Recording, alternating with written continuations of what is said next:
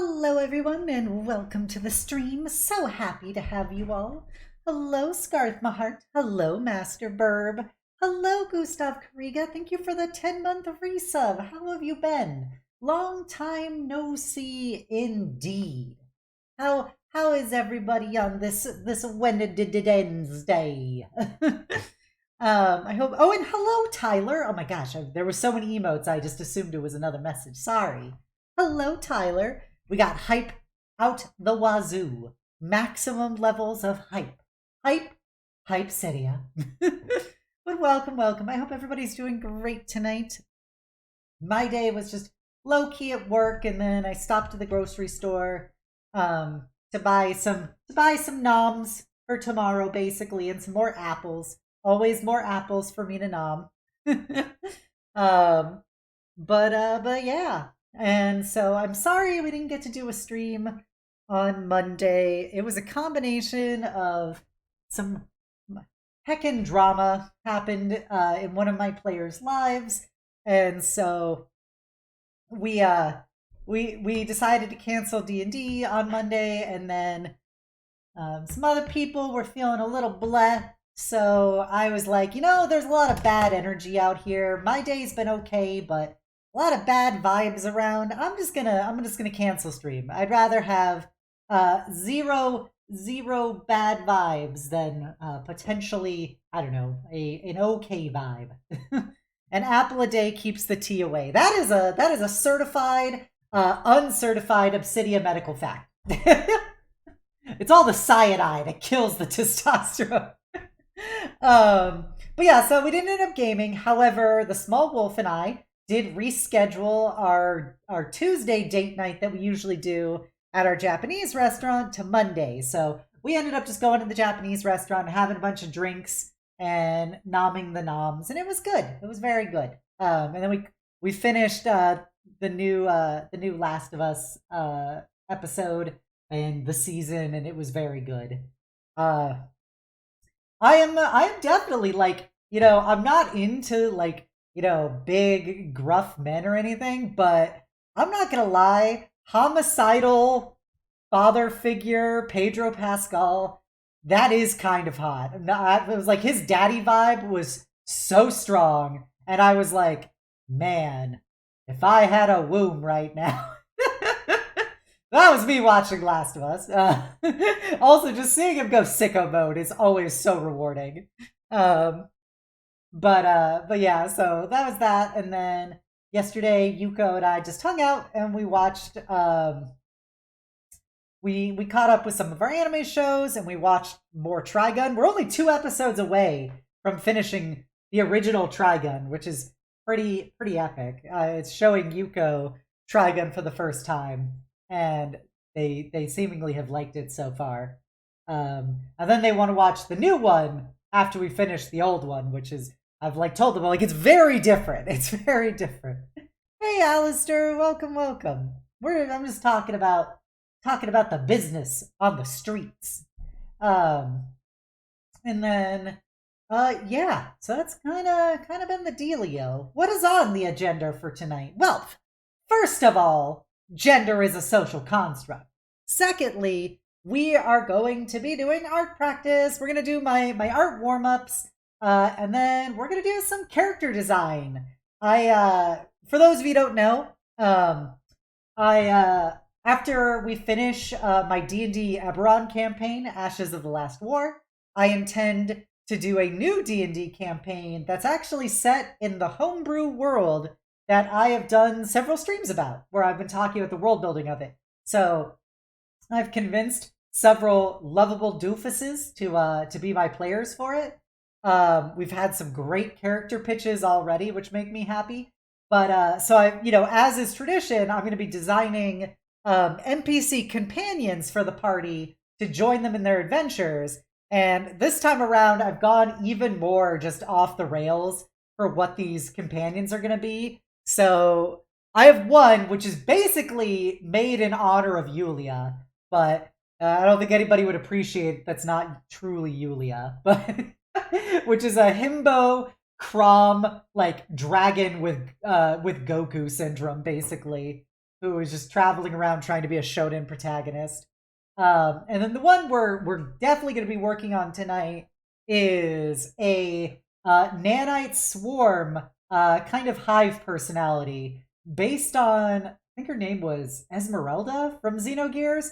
But basically, it's a nano person that is I statistically made them a cross between Warforged and Plasmoid, and they're going to be a monk who transforms their body into various like venom slash carnage like weapons as their attacks.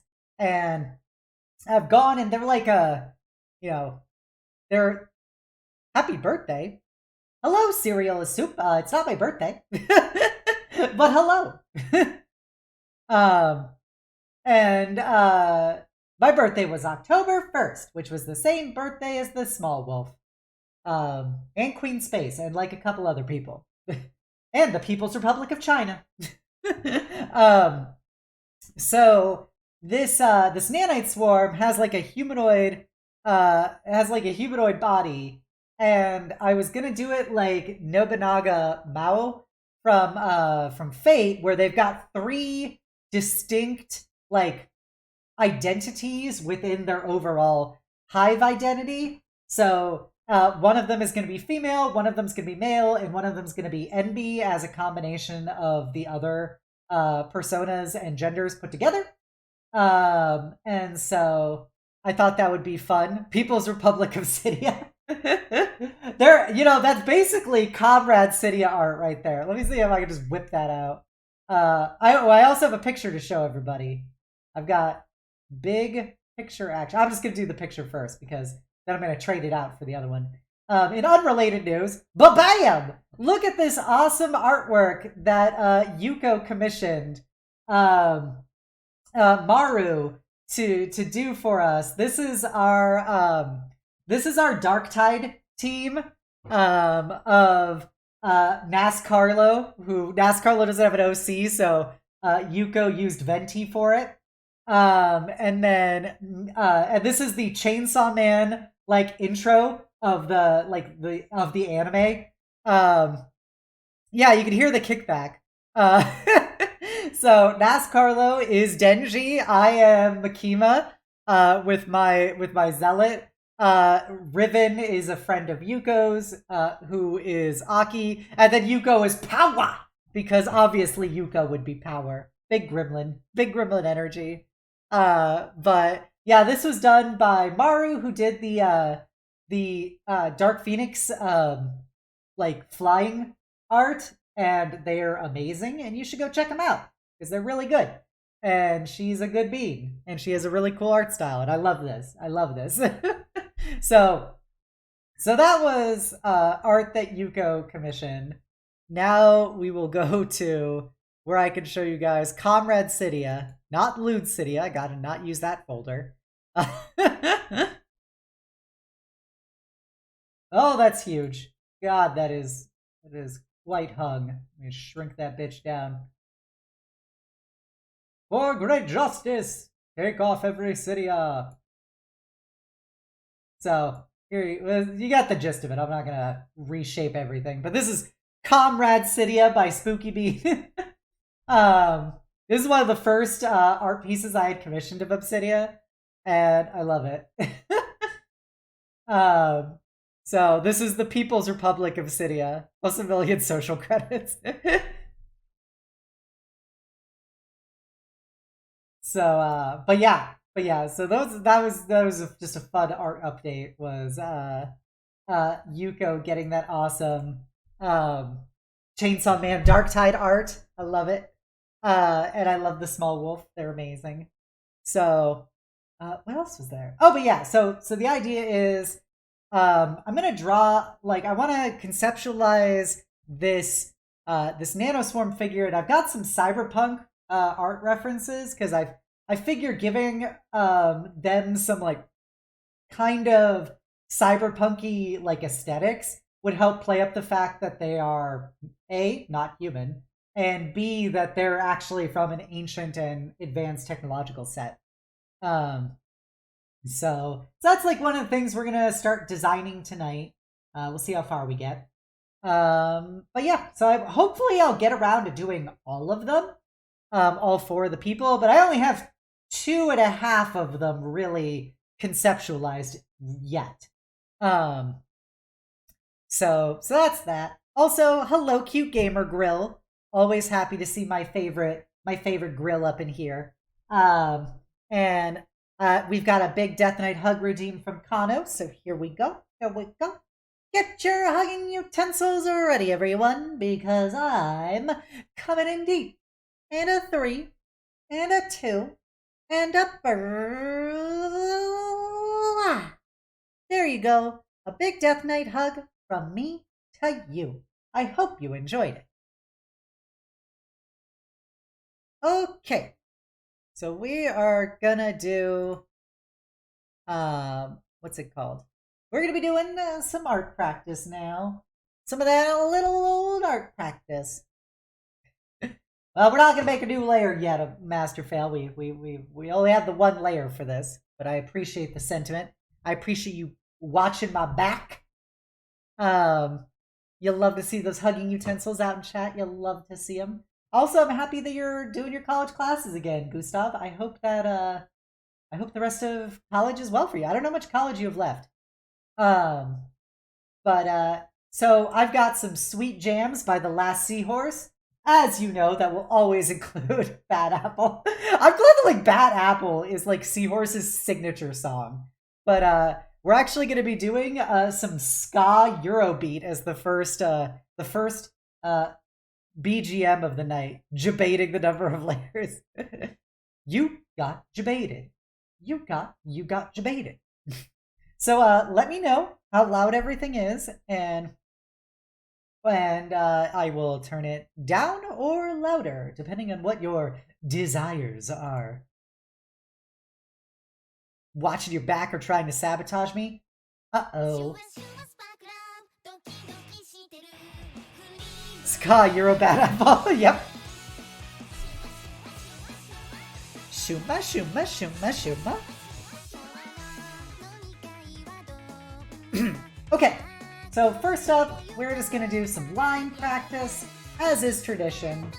Definitely carefully selected to be not just the most current up. No, this time it is actually not. I actually listened to the most current upload, and I did not like it as much as this upload. Because this upload, I think, has Dota in it, and I love the stupid fucking Swedish Dota song. So, how about you check yourself, Master Fail, before you wreck yourself? Alright, so let's draw some lines. I don't have my booster seat on right now, so I might need to use it at a later point, but I thought I would start off without my booster seat. Okay. I'm already regretting not having my booster seat. Oh my god. The heck? Ah, my buttons are all wrong. Oh, it's upside down, isn't it? No, it shouldn't be upside down. Sorry, now I'm pressing buttons because I'm like, why isn't my tablet working correctly? Alright, whatever. I'm gonna get my booster seat because it's messing with my lines.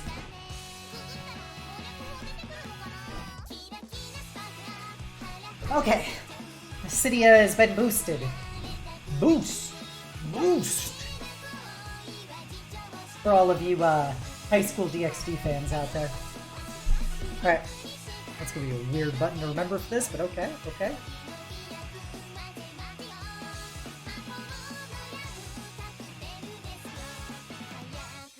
That didn't work. Nope. Getting closer. Gotta get working the kinks out. Alright. We gotta zoom out more. Alright. Close enough. I'll say that's close enough.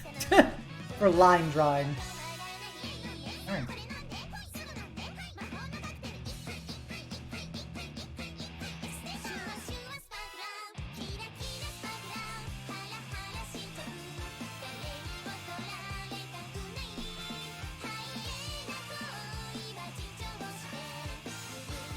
Close enough.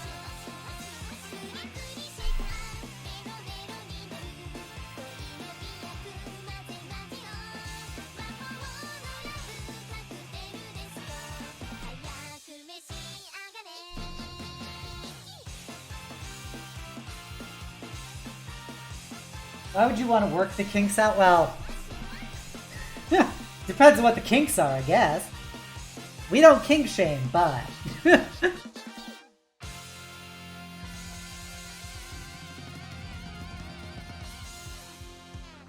we're just gonna go with the fact these are going too long. This is a straightness test more than anything.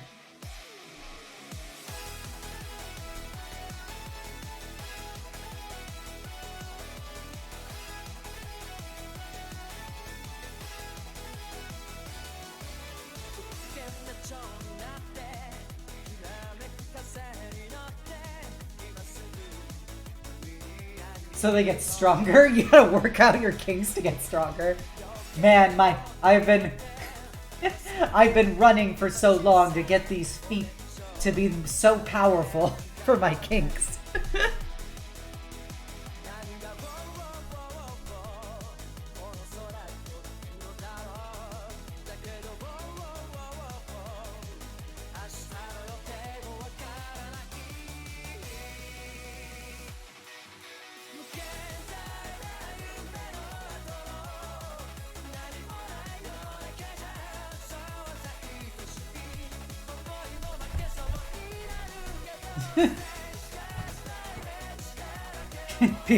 Be sure to write that down. How to work out your footsies. I gotta get that side hustle going. I gotta get them feet pics out on the market.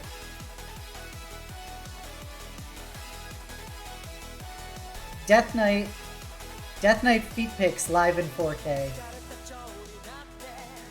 Add that to my only nights, my only feet. There's a level 69 cum gutter appreciator. Yes. I am such a cum gutter enthusiast.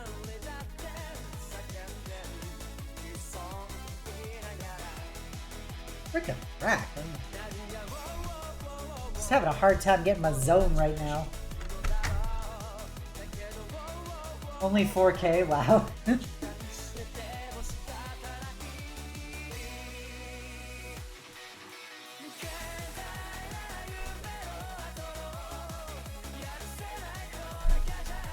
The funny thing is, since my 3D model does have a naked form, although I've literally never used it for anything except for the video where I demonstrated that it existed, I could do 3D feet pics.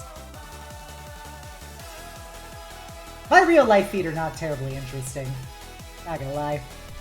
I have pretty bog standard feet. You go to any bog in England and you'd see feet like these.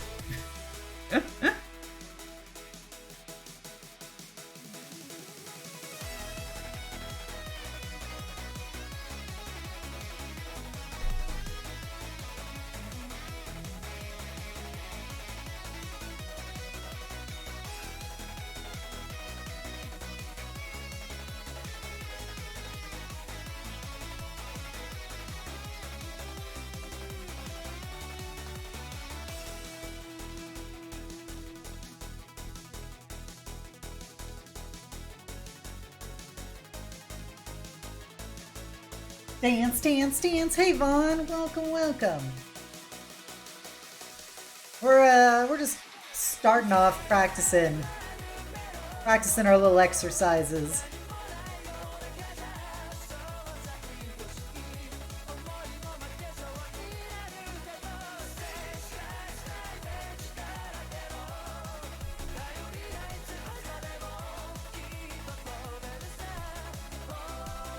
Hi, everybody. Everybody in the club with tits. Let's go, let's go. Let's draw some liney dinies. We're gonna... I forgot how this works. I have a bunch of brushes I downloaded. I cannot for the life of me, remember what some of them do. A real G pen, let's go. This is only for Real G's. Ah, yes, this is a pressure-based one. Well, we're not doing that. I forgot it has, like, no stabilization. Jeez, it's the mods! We're just talking about feet pics, Vaughn. Feet pics and my upcoming D&D campaign. By moonlight. By daylight. Someone called Sailor Moon.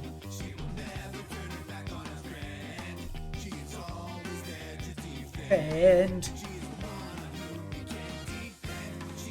one Sailor Moon. Sailor Mercury. Sailor Jupiter. D&D feats. Upcoming feet pics in D&D campaign. It's actually just an all feet pic campaign. You know how we usually do the reactive pictures for people when they talk? It's just gonna be feet. You're just gonna have like a foot standing up motion and then like a foot flopping down motion. Craving love. The one named Sailor. The one named Moon. If any of you saw the meme I posted in the Discord about Age of Sigmar and the Twin-Tailed Comet, it's too real. It's too real. After listening to that ska fucking Sailor Moon theme.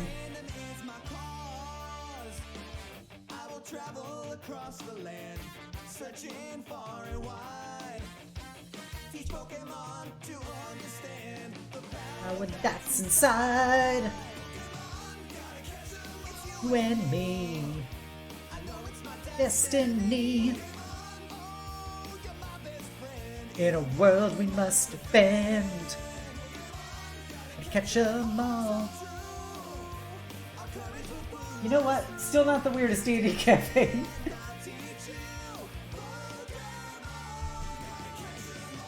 Gotta catch 'em all.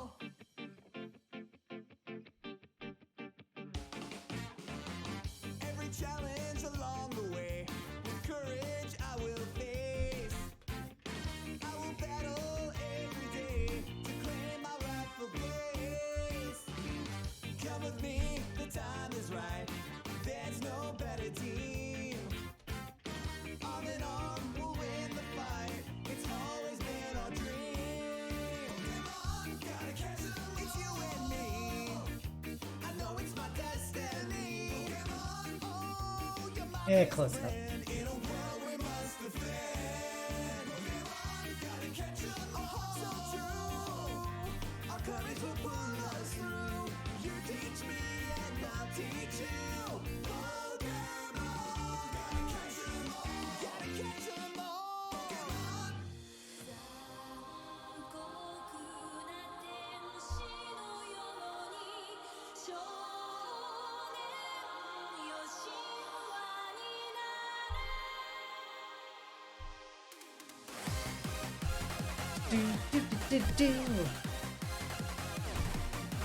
My childhood, this song.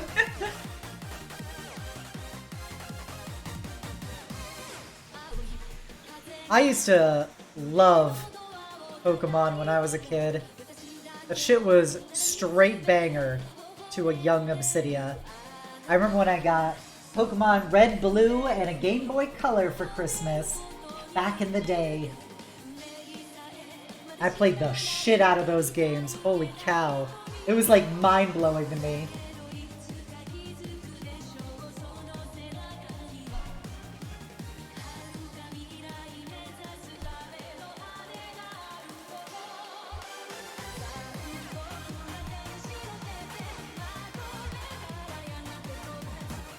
Ah! There we go.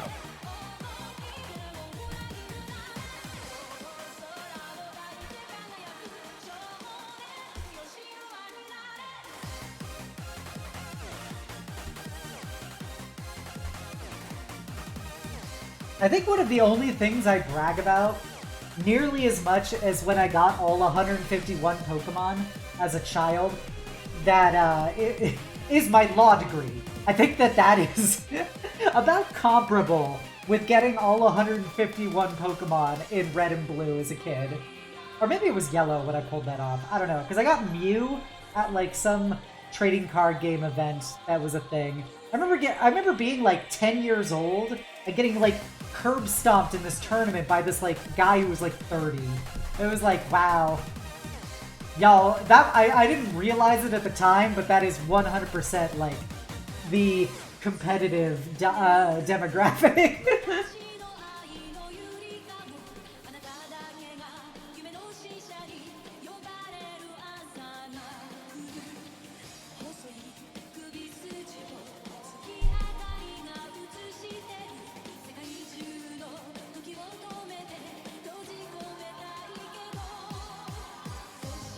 I also remember going to the to dunk on kids, and you were dunking rage. I was. It was the 90s, man. That was peak child dunking.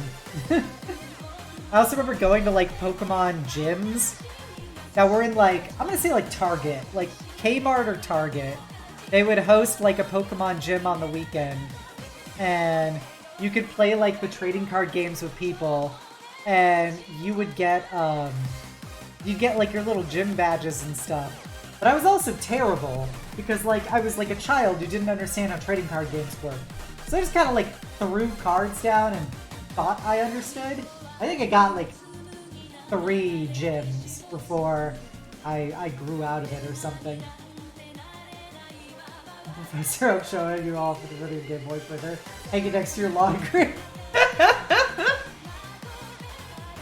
I would love to have like on my I Love Me wall my my college degree, my law degree, and then of course my Pokemon 151 Pokedex certification. Problem is, like, that would be impossible for me to get at this point in my life. Like, because I have no idea where that Pokemon Yellow is, like, at all.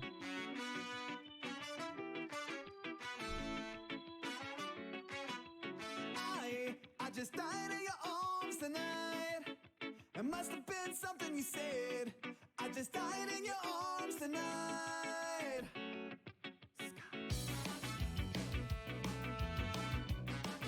Oh, thread the needle on that one, bitch. The Pokemon TCG, but nobody actually wanted to fucking play it. Well, yeah, I was a kid, so like Pokemon cards were cool, but I didn't understand it. Twitch plays Pokemon stream, catch them all. I used to have an emulator for like Pokemon Blue on my like laptop in college, but mostly because I liked the sheen of Blue, like the coloring it did to your screen, more than I liked Red's. But yeah, Pokemon Blue was like my main one. I still need to finish Sword and Shield. Fuck, man, we literally beat Leon and we never played again.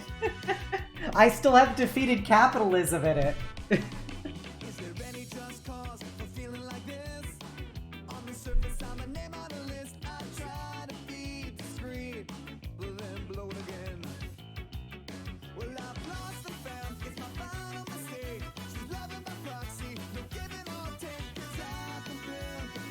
Yeah, it's close enough. I didn't touch him. Oh, really threaded that one. Nope. Yeah, I don't think it will be able to... I think it's going to have to curve to be able to get...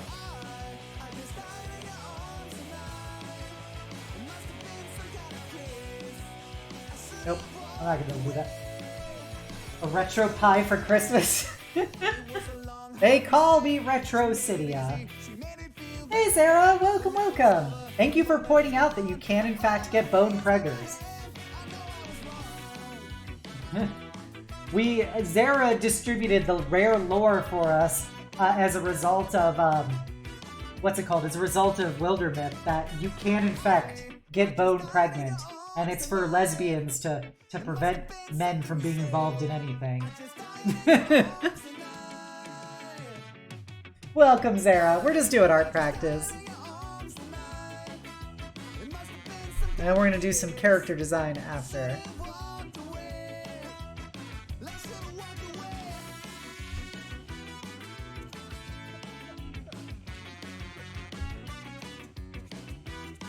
Shoot, too far.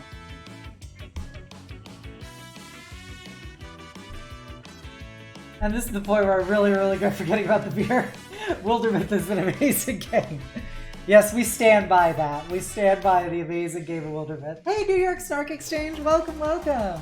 How y'all doing? I hope you're having a good night. You guys should definitely go check them out. They're a great group of streamers. Very gay. Very beautiful. Very powerful.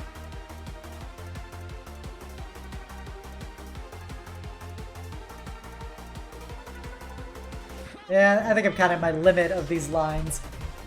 And I hate drawing circles in these diagrams, so we're not gonna do that tonight.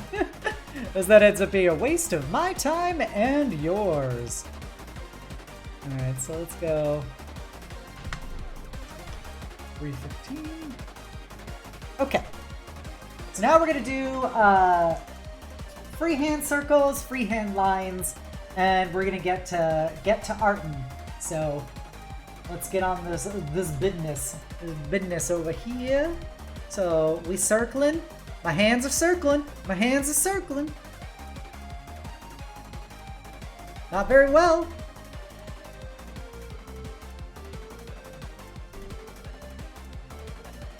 I have to make them at least connect. It's my rule for circles. That one's terrible. Oh, that's not super bad. What's everybody's favorite Pokemon in chat? I'm actually curious about that. I'm gonna caveat it from the original 151 because after about Gen 2, I don't know any of the Pokemon. Game Freak fears the bone break? What are you talking about? It has no skeleton Pokemon. Doesn't Giratina have bones? Cubone has bones. I don't know. Doesn't have a mom. Maybe Cubone can become a mommy.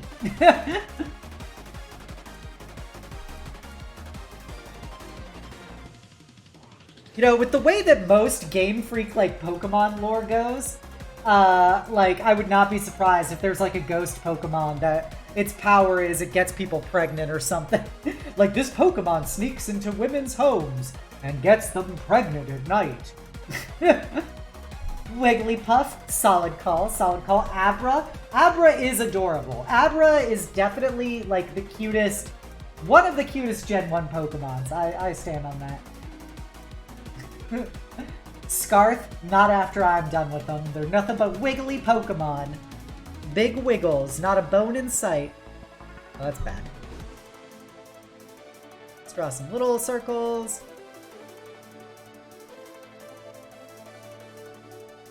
Go back to some mid-circles. That was a mid-circle indeed.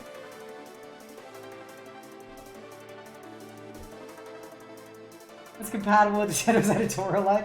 Eevee's your favorite. Solid pick. Growlithe, also majestic. Very beautiful. Very powerful. My favorite Pokemon from Gen 1 is aged over time. Like, originally, it was probably Dratini. And I literally, you know, bowtie pasta? That you can, you know, like, that you get to, you know, eat, obviously. But, like, there's bowtie pasta. I got my mom to start calling it Dratini ear pasta. And she still does that to this day, like, you know, 25 years later. I respect that. But, so Dratini was probably my original favorite. But I think Vulpix was probably more beloved to me as I got to, like, mid-range in age. And then when I got, like, much older, I realized Eevee is, in fact, the cutest thing ever from Gen 1. I wish that, like, what was his name? Dragon... God, what the fuck is the third form of the dragon? Dratini, Dragonair, and what's the big derpy looking one?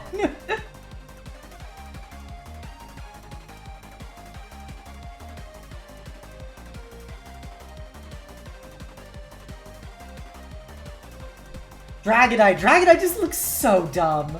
I was so hyped for like Dratini to turn into something badass because of it being a dragon, and then it turns into Dragonite, who is in fact shaped like a friend. However, he is quite silly looking.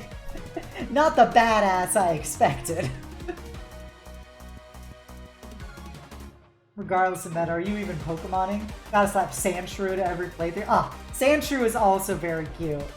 Another like top tier Pokemon for me was Lapras. I loved Lapras. It's so weird, but I prefer how elegant Dragonair looks. Dragonair is like 100% like a trans femme icon. Dragonite is definitely like a trans mask icon. They've got similar vibes. I would imagine Dragonite wearing a Hawaiian shirt. Real peak trans mask energy.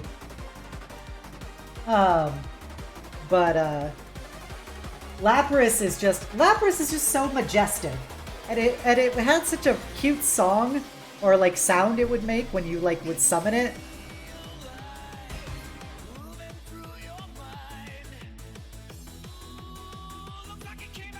You know, I just had like a potentially ridiculous thought about drawing circles, and I'm gonna test it in a second.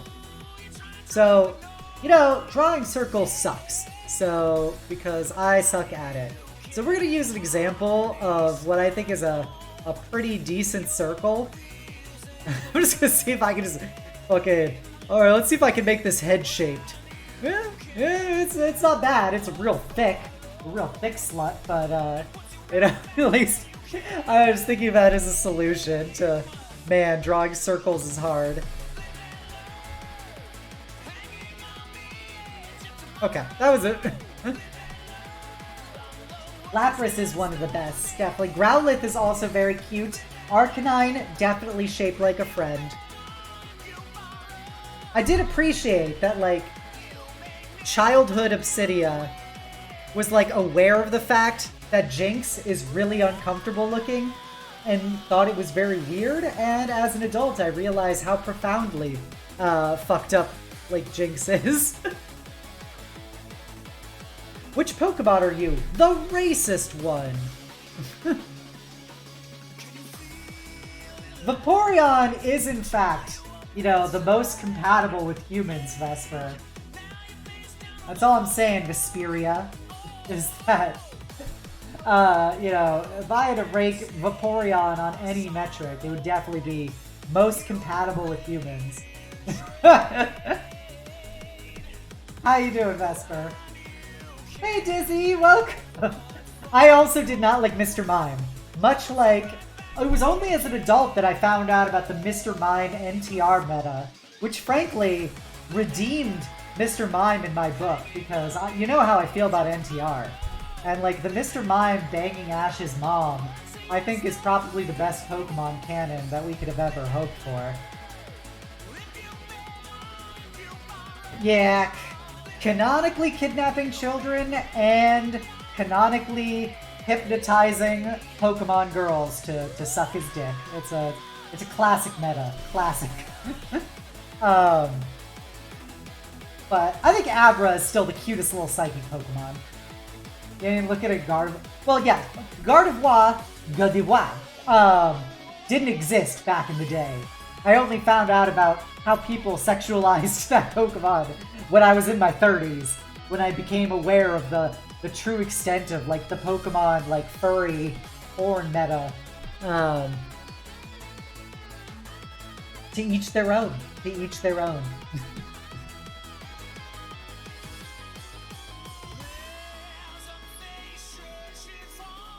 God, why can't I draw a fucking circle?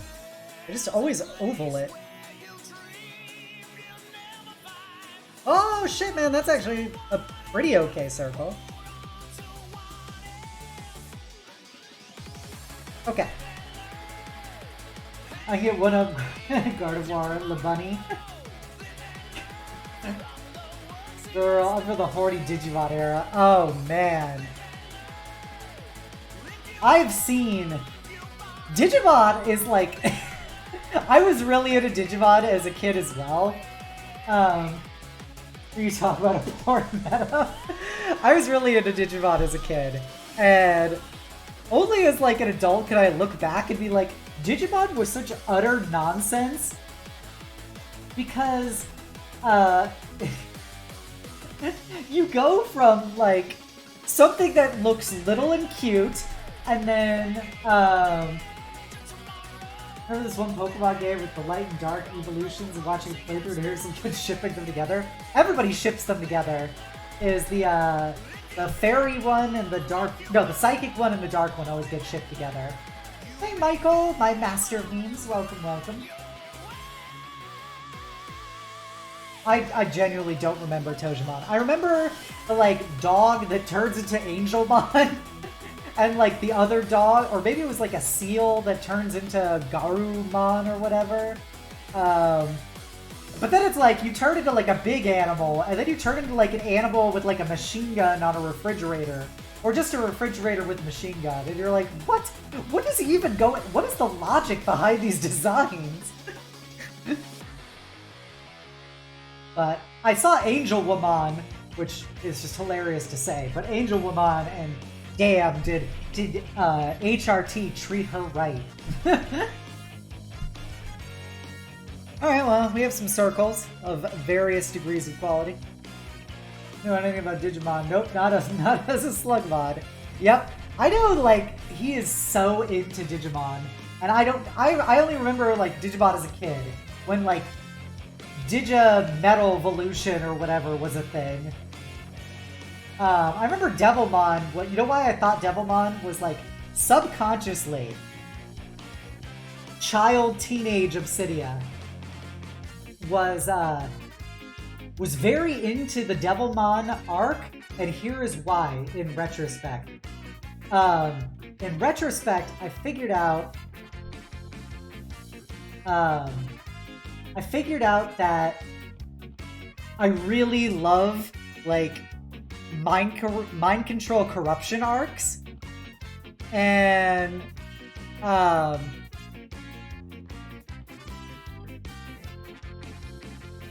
just gonna ban this in abundance of caution. I'm just banning that person. Their account was made yesterday.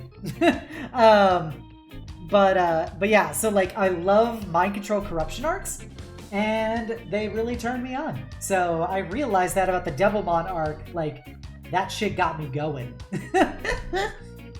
Nowadays, you just evolve the humans with giant boobs.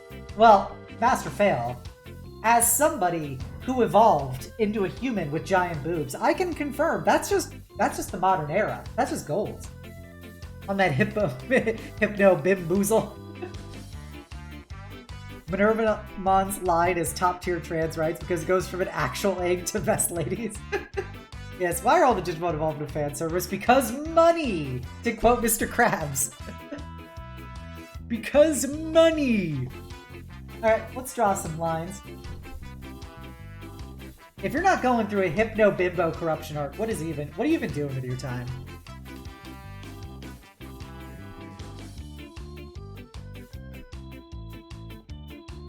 That curved.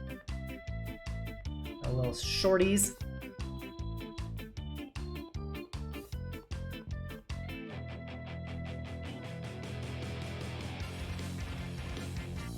That was decently straight. Oh, that curved like fuck. Can't for by somehow ended up with boobs. It's evolution. It's like all things evolve into crabs. Everything evolves into a big titty. Drawing something right now? Oh, cool, Michael. What are you drawing, or is it a trade secret? Do I not have the proper French certifications to discover Michael's drawing? Nope.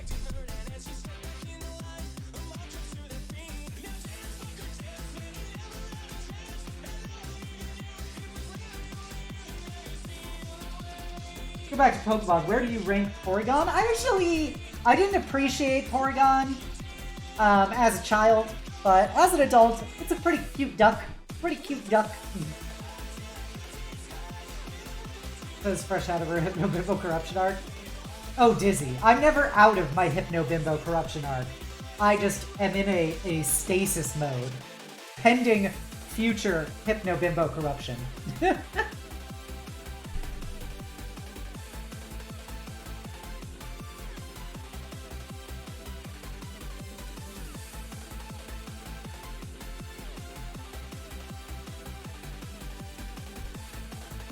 Porygon, how dare you call Porygon lame?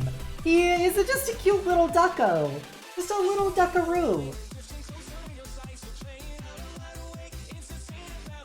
Oh, that was a reference to my couch comment. Gotcha, gotcha. It was on the Hypno Baboozle, sitting on the couch. Gotcha. Different discussion. Least huggable Pokemon? Probably Cloyster. You know, as much as you can hug the clitoris, I don't find Cloyster to be a terribly huggable Pokemon. It looks very uncomfortable to hug. Angular duck that evolves into smooth aerodynamic duck. It's cute. Everything evolves into duck. Tangela. Yeah, Tangela doesn't look very huggable. They just look gooey.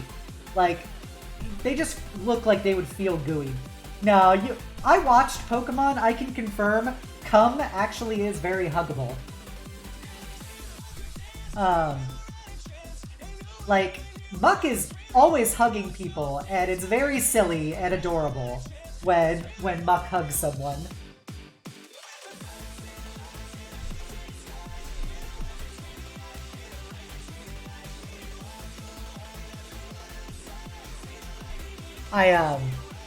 So I would say also very huggable. You know, like Wheezing is also very huggable based on how James treats him. And frankly, I would hug him, especially the what's it called? The Scottish version with his British top hat and mustache.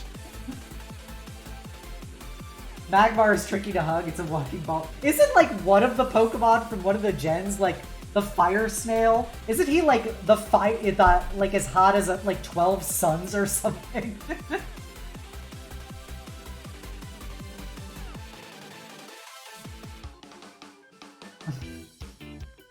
Tentacruel, yeah. We all know what Tentacruel does. We all know.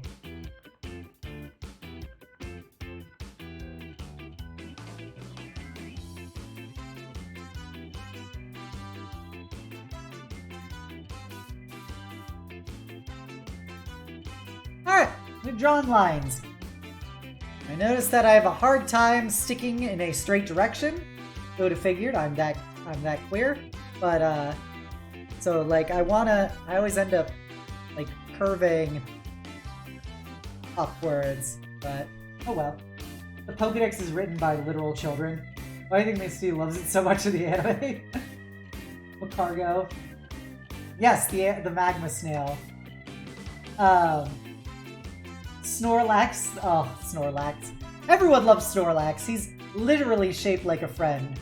Big snoozy boy. Nice barbecue back ribs, we all know that. Just accepting their telltale scientific fact. Hey, isn't the newest one, aren't like the professors fucking each other? Is that like the twist? Professors are just really horny. All they do is talk about Pokemon breeding all day, and it just really gets them going. You know, they're like, man, I need to go breed me a mom right now. Watch the cartoon. Backhanded a fucking skyscraper. My favorite Pokemon reference will always be fucking the meme of James with a rifle in the fucking like Mecha Meowth or whatever, and it's got the fucking NCR beret on him, and it's one for my baby from Fallout New Vegas for Boone. With the science team. Alright, let's get some ref images down here. Oh, my beautiful Dark Sakura. Oh, by the way, I spent $300 today buying a Dark Sakura figure off of eBay because it was sold out everywhere else. So that's a fun fact. Alright, I'm gonna have to resize these probably. Actually, I don't have to resize that at all. It's incredibly small.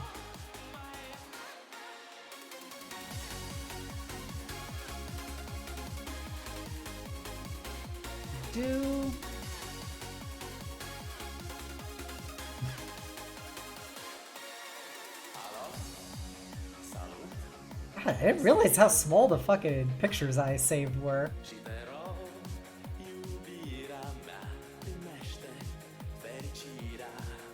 Hello. Hello. I remember when I found out this is Romanian. Misty's panting.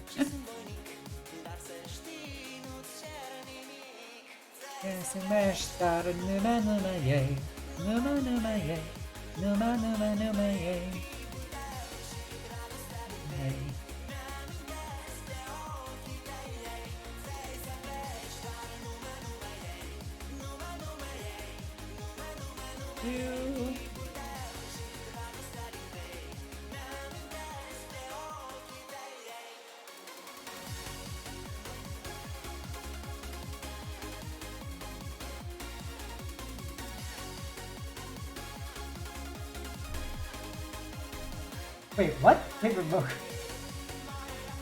We're quite literally with science Steve with the intro to the head. Came from Misty's pants, I guess. I got pockets. Alright, good to know, good to know. Here I am grabbing refuges and people are talking about pulling things out of people's pants. Unsurprising. I just realized I have... Is there a way I could like make a window just for refs? Nope, not there. Oh, shit. Ah! I got so many refs, but I don't have anywhere to put them.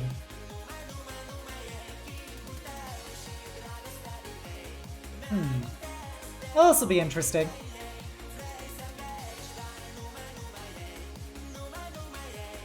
Oh yeah, there's Lucy for eyes.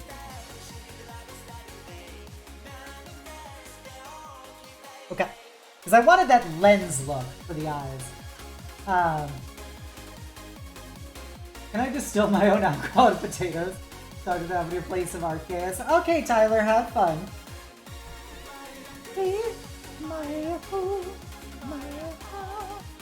Just checking something. Okay, so I can scribble all over these. Nice, but unfortunately they're all on different layers, so I have to group them together and drop their opacity. Drop the opacity. Whoop, there goes gravity. Oh.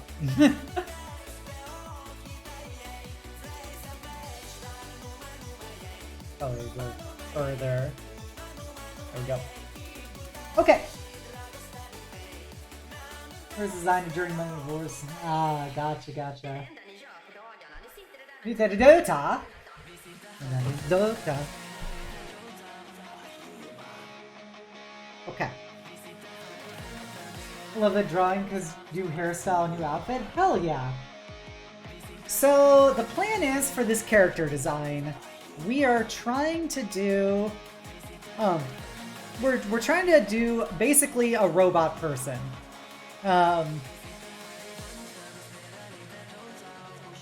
And sorry, somebody posted forward to Discord that I had a nut button too.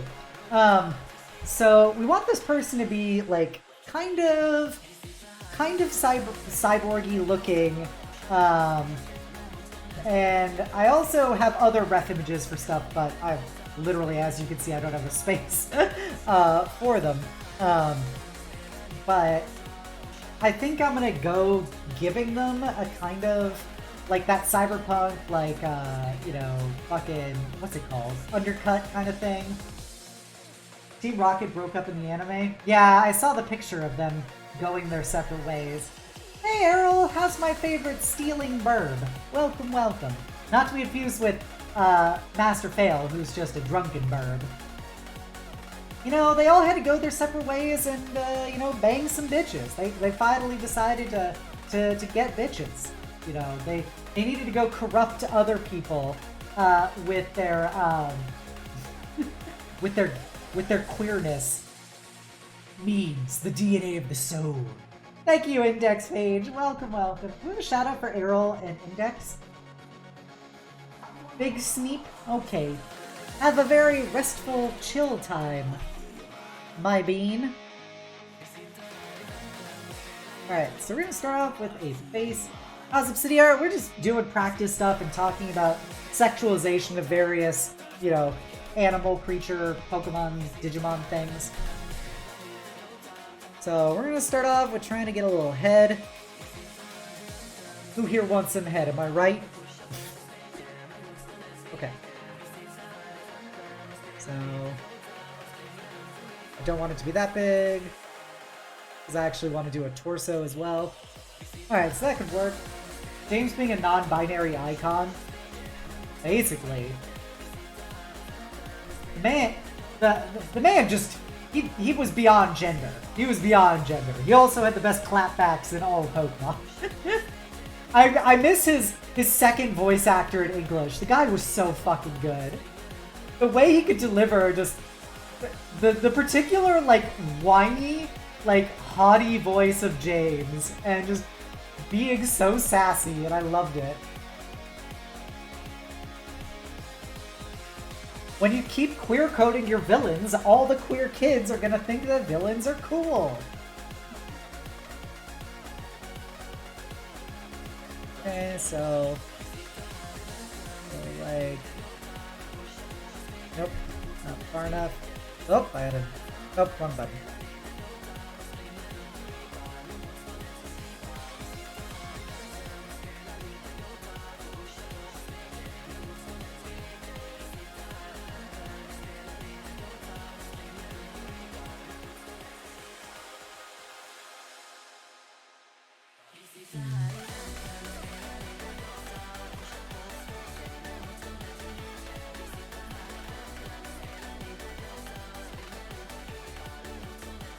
Trying to debate how I want to do this chin action.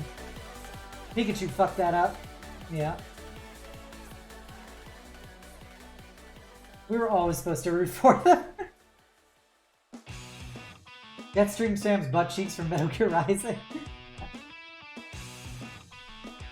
No, you only gotta have Sam for the thickness. We love our thick-thighed Brazilian men in this household.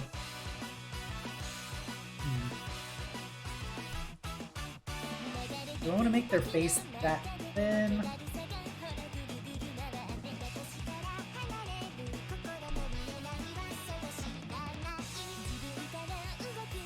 We're gonna go with it for now, and I will reevaluate as we continue.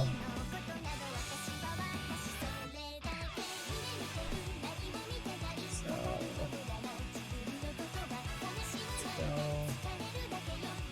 that.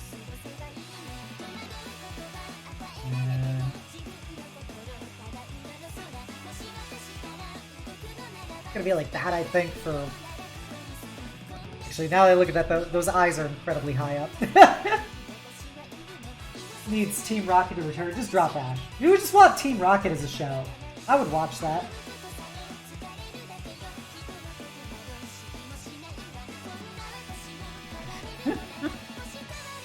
Yeah, I would 100% just watch a show about Team Rocket. Alright, I think that's closer.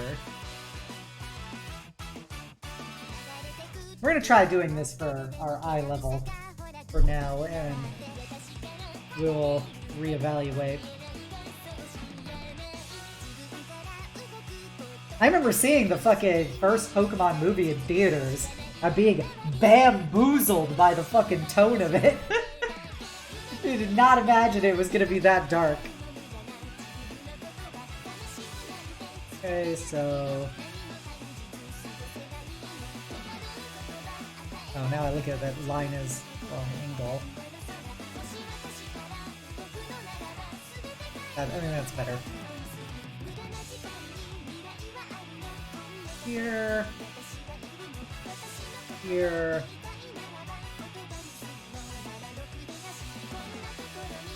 There. There for like eye slots.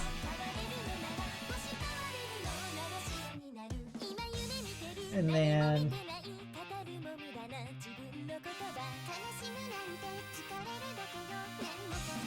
is Misty a lesbian? I don't know. I'm so out of it. Like I'm very not into the Pokemon lore anymore. I don't know how gay Misty is. So I'm gonna go and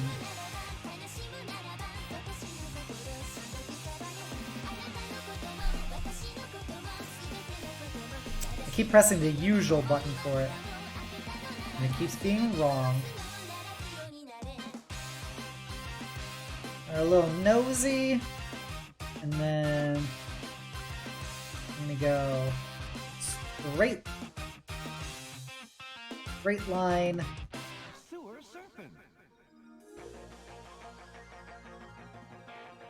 Trying a new design idea for doing a smile mouth.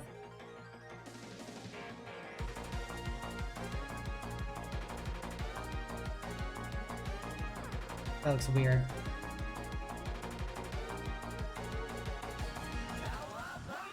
Cowabunga! She has 7 sisters in a anime.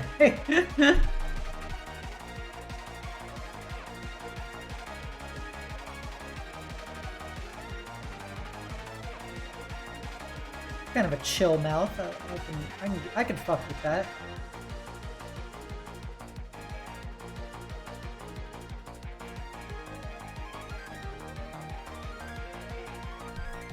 Go with this temporarily. See how it goes. Fawning over boys, both in game and in the anime, but you know, reality can be whatever we want. Reality is whatever I make it.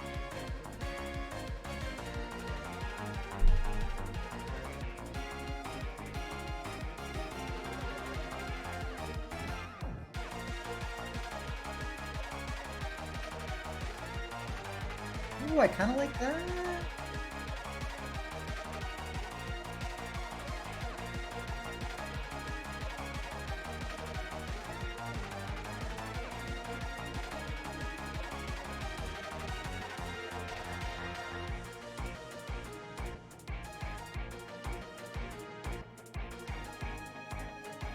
I'm like trying to like gauge this eye.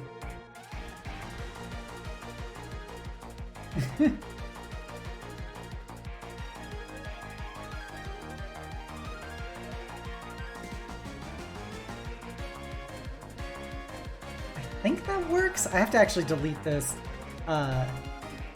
curve. Oop, that's wrong. Let's go here. Oh, nope, I wanted that.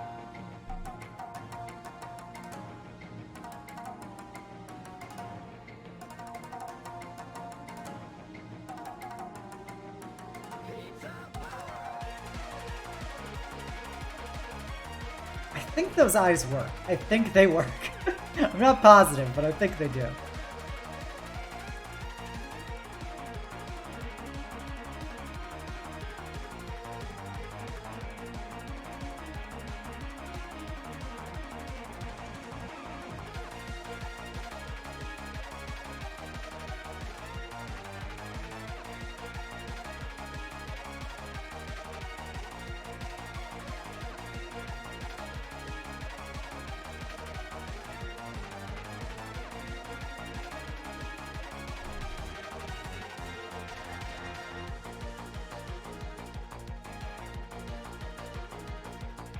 Alright, let's now adjust the cheek. Too much.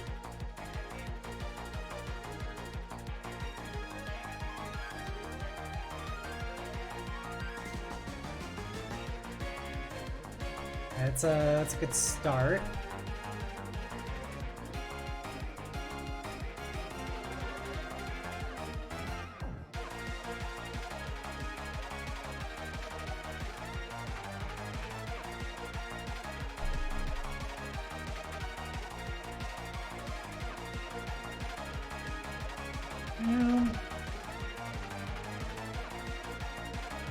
Let's go. I want to keep the chin kind of pointy, but probably a little less pointy.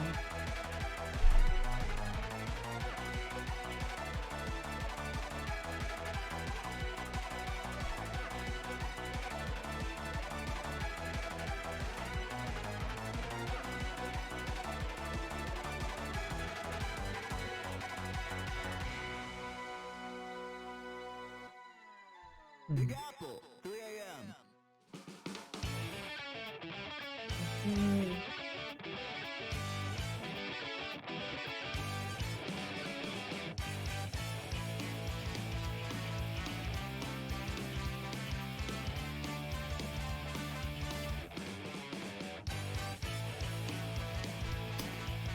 Now that I look at it, I need to make that eye bigger.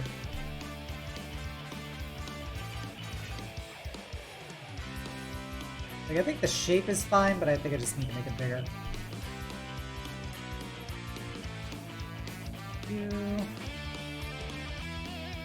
The heck? I didn't click the button.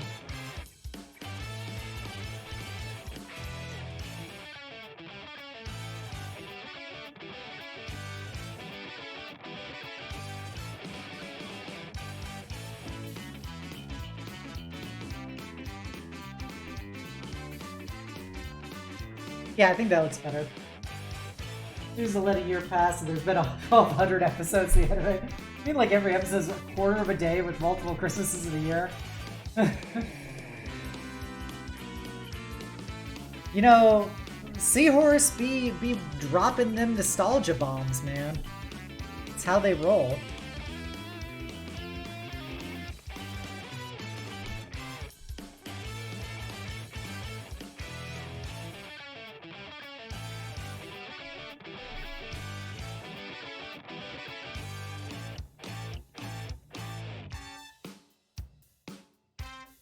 Go Ninja, go Ninja, go. Whoa, it's the Green Machine, gonna rock the town without being seen. Have you ever seen a turtle get down? Slamming and jamming to the new swing sound. Yeah, everybody let's move. Holophonics here with the new jack groove. Gonna rock and roll this place with the power of the Ninja Turtle bass. Iceman, you know I'm not playing. Devastate the show while the turtles are saying Ninja, Ninja, rap. Ninja, Ninja, rap. Ninja, Ninja, rap. Go, go, go, go. Go Ninja, go Ninja, go. Go Ninja, go Ninja, go. Go Ninja, go Ninja, go. Go Ninja, go Ninja, Go. go, go, go, go.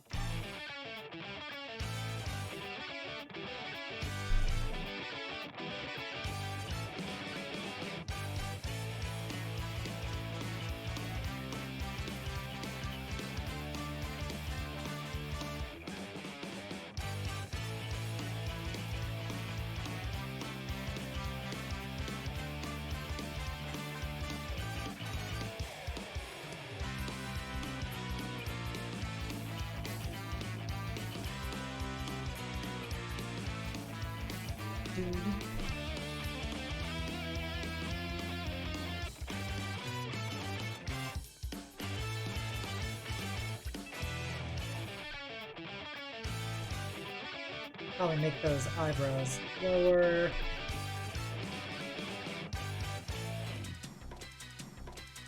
Oh shoot.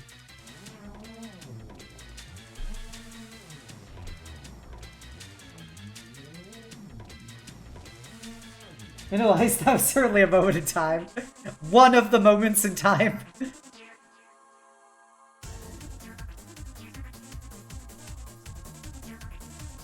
Yeah, we need to make those lower and probably cant it a bit.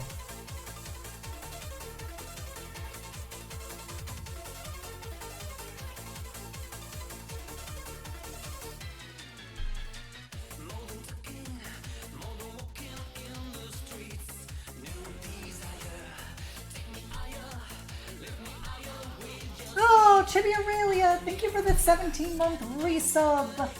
Awa, awa. Awa, awa. You guys should go check out the Golden Feather Tavern. Aurelia, if you could type out the TGF name, because I know people aren't just going to shout out Aurelia on this one. But yeah, she does a podcast over yonder. about Ashes of Creation, the computer game, and also runs some D&D and stuff, and she's a good bean.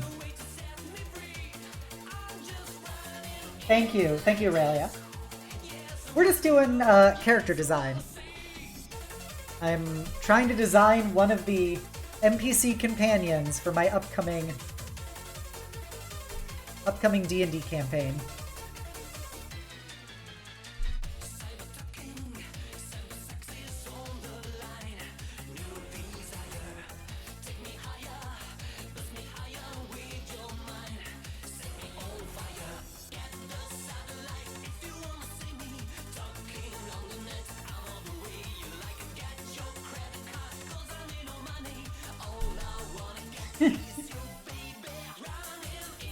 Very excited to see all that. Yes, this character. So, if you guys don't know anything about my my setting Nexus that I've designed about tits, well, Aurelia, if you want to hear about my tits, you know, welcome to the right channel. But yeah. So the setting is basically long ago there was an advanced planeswalking civilization that basically founded this planet in a lot of ways, and they collapsed, and nobody truly knows why their civilization collapsed. So one of the things that some of the players identified as something that they wanted as a theme for this campaign was exploration. So first of all, some gremlin noises. There you go.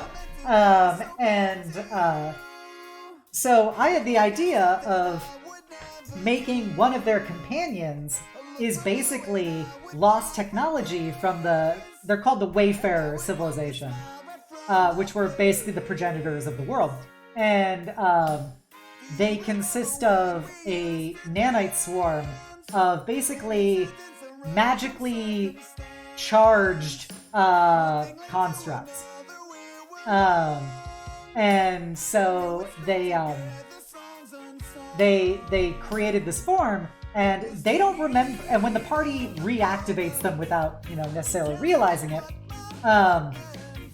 the swarm doesn't remember what its purpose was, nor did they remember like the why or when their civilization collapsed. And so they kind of join up with the party as like, I don't know what else to do with my life. And they're named Pax, which just means peace in Latin.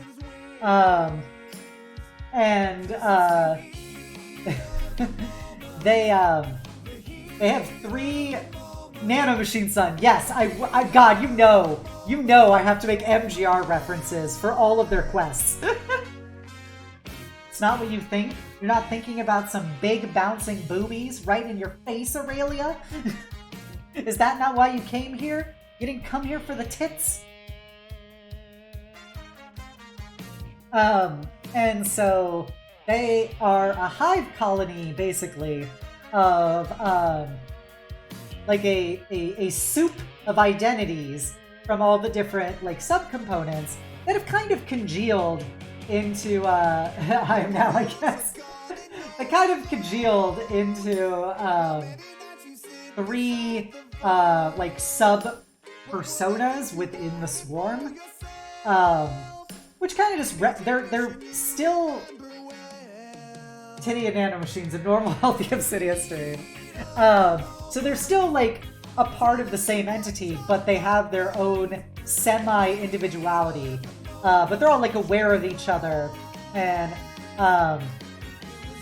they have a little bit of independent thought process amongst them.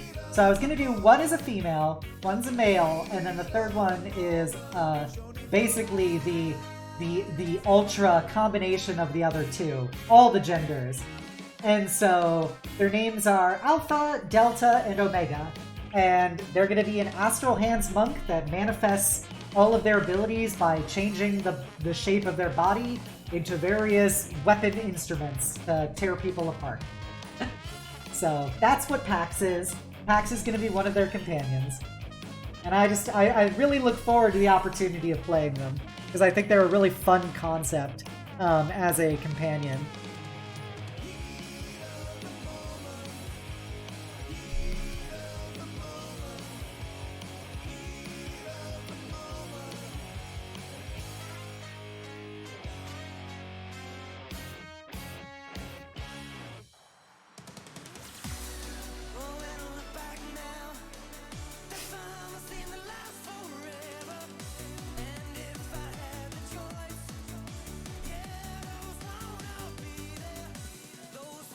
Best days. Oh shoot. So yeah, I figured they could be super fun as a non-traditional D&D companion. So like I've got Pax, and then I've got Solace, who is a half.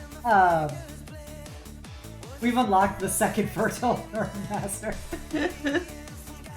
The second one is Solace, who is half mithril, half adamantium dragon. And in my setting, dragons are basically considered weapons of mass destruction in the eyes of advanced civilization, because just dragons are so true dragons are so powerful that they're like literally a threat to civilizations by existing. So a lot of them got hunted and slain and stuff over the centuries. However, at a certain point, one of the advanced civilizations basically was like, hey dragons, here's the deal. We're gonna let you, I cannot deny this accusation. We're gonna let you join our country as citizens in exchange for the fact of like, we know where you are and we can keep eyes on you constantly and, you know, monitor your power and stuff. But you get all the rights that a normal citizen of the society would get. So a lot of dragons basically hang out in humanoid form most of the time because it's less troublesome when dealing with other mortals and stuff and, you know, civilization. And they run, they're like classic. They run companies. They do NGOs and stuff. But so the character's concept is he's a wormling. Yeah, kind of, I guess. Yeah. So the character is a wormling dragon who has like determined that he wants to be Goku. He wants to be the world's like greatest hero and like champion of justice and stuff. So he is set out as a like a knight errant into the world and to go adventure and like, you know, fight increasingly stronger foes and help the helpless. And he's a total himbo because he's literally like the equivalent of an 18-year-old dragon who just like is basically playing like a comic book version of life.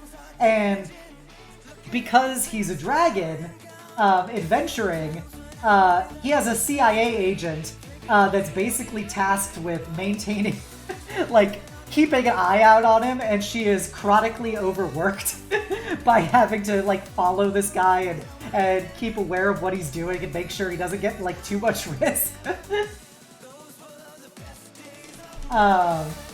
So one of the reoccurring NPCs will be the chronically overworked CIA agent in charge of monitoring the case file of this dragon wormling.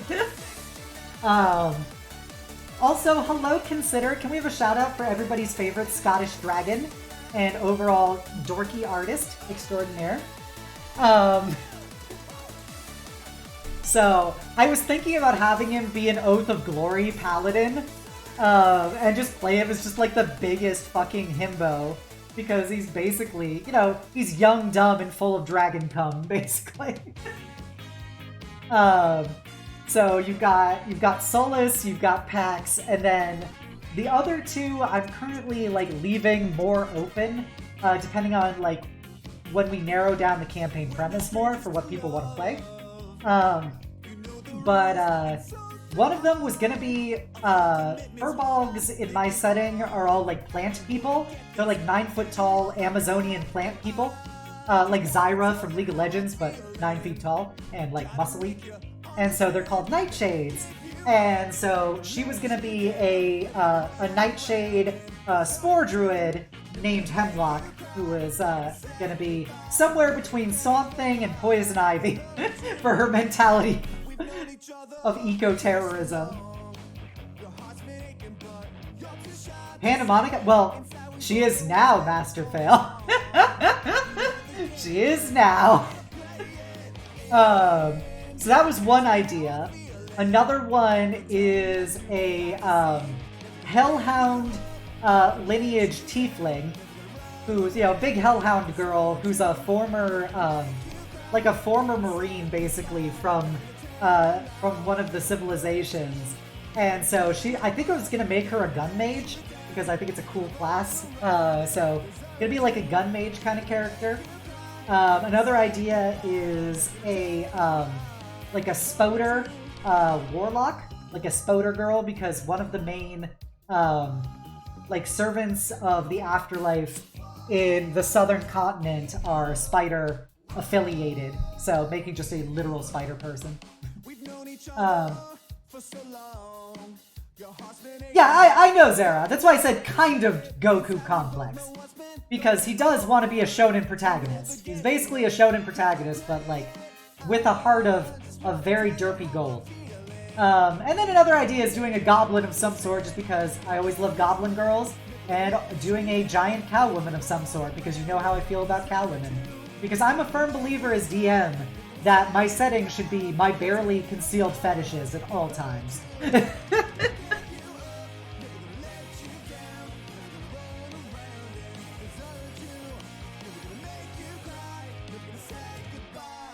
Let's make this bigger.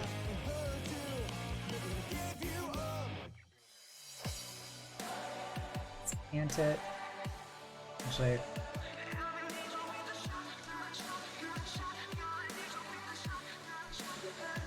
let's see how it looks.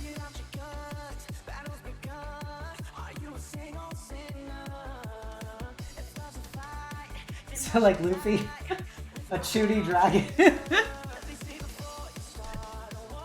I you know, now that you mentioned that, Master Fail, I would definitely give him some Chuny tendencies.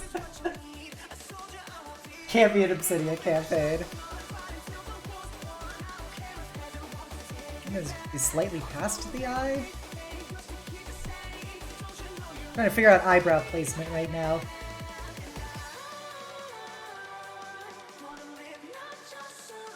Oop, that didn't work.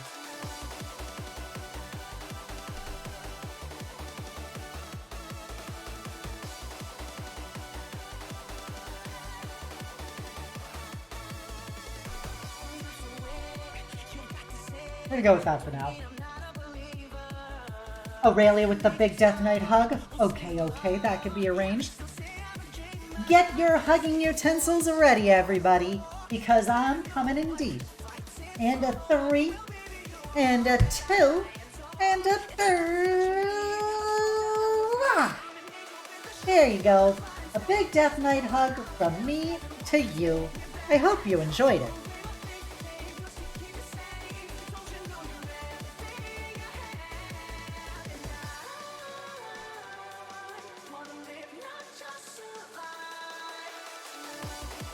Aw, we love the Huggle Wuggles in this house. Alright, so for an eye, we'll probably go...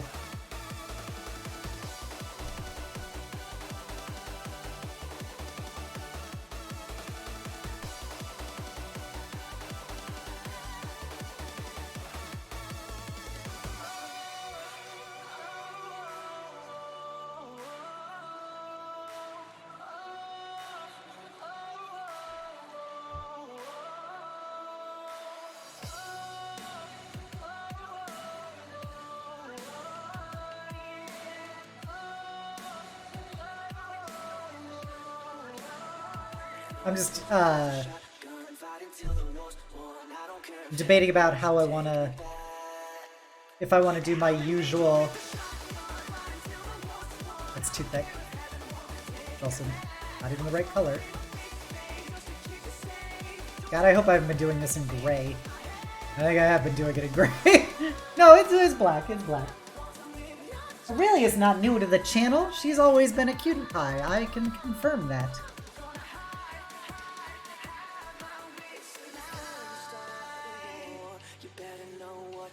fighting for. Well, baby, you are all that I adore. If love is what you need, a soldier I will be. If I want to do like my classic, like thick as fuck, upper eye being half closed kind of thing.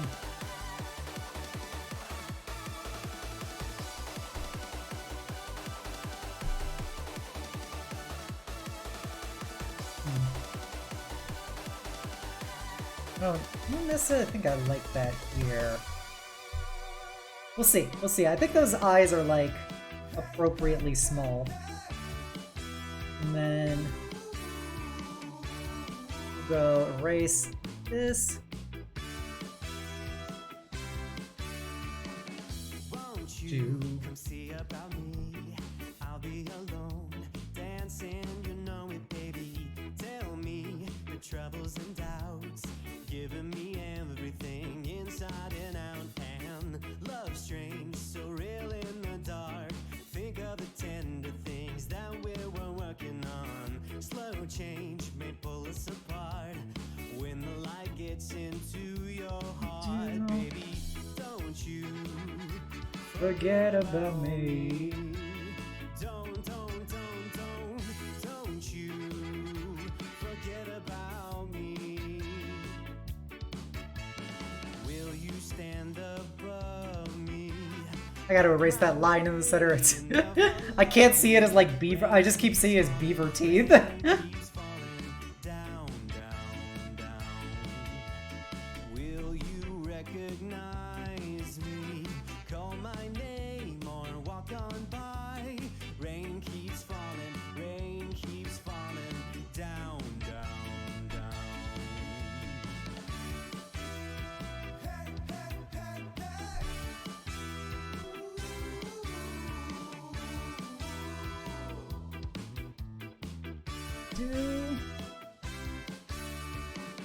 Don't you try to pretend it's my feeling will win. In the end, I won't harm you. Touch your defenses, vanity and security. Don't you forget about me.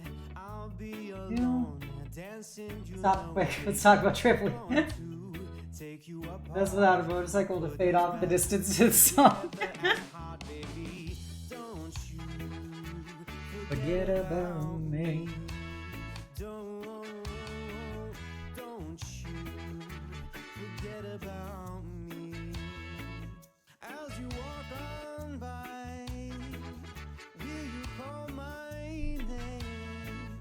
As you walk on by, will you call my name? When you walk away,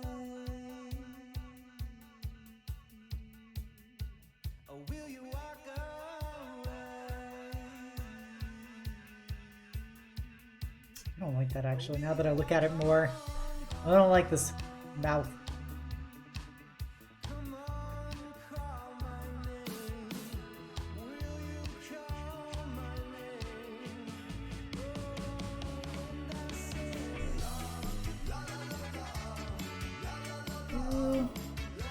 Can't be talking about the underachievers.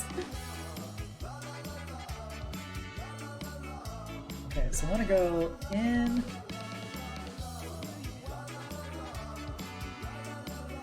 That. No.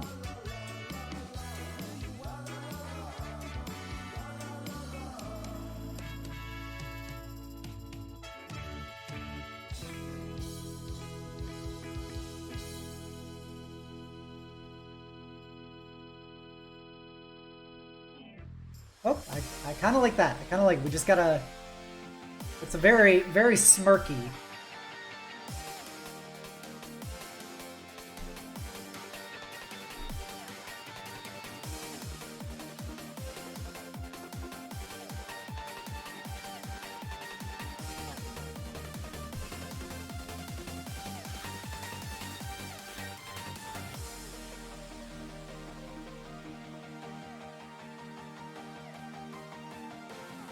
I think the problem is with this is that I don't think it's properly aligned. I think I have to change the angling of the eyes. You may have sourced some whiskey? Hell yeah.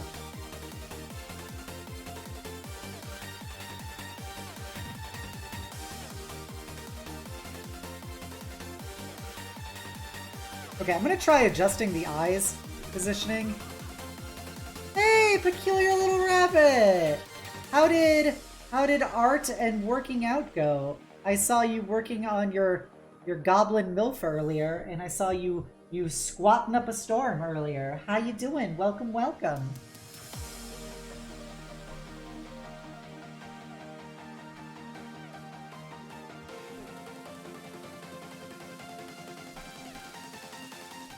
Welcome, Raiders. For those of you who don't know, my name is Obsidia. I'm everybody's favorite Death Knight.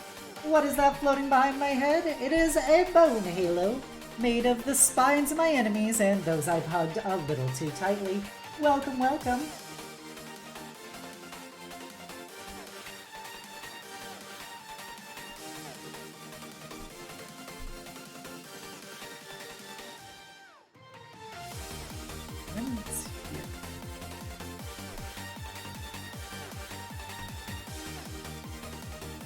Working out went well, rigged went well, the very scary blue screen I'm finally done with a Dragon Daddy line art. Hell yeah. You'll love to see it. Okay, so the mouth doesn't work in that position.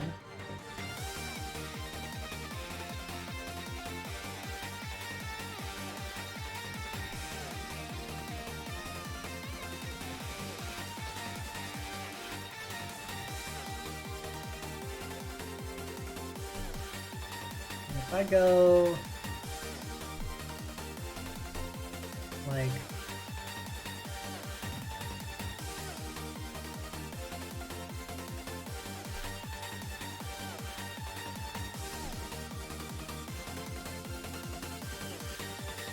Fang gang, baby, Fang gang.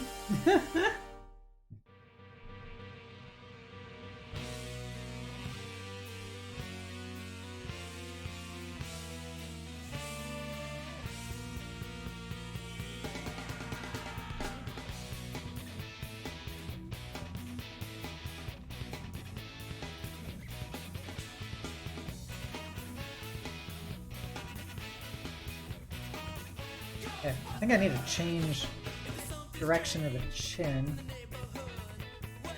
To be like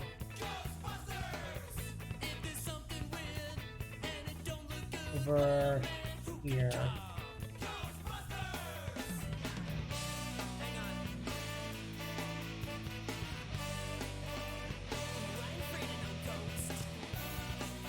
So what is the Dragon Daddy line art? Please elaborate. Elaborate about our erstwhile Dragon Daddy.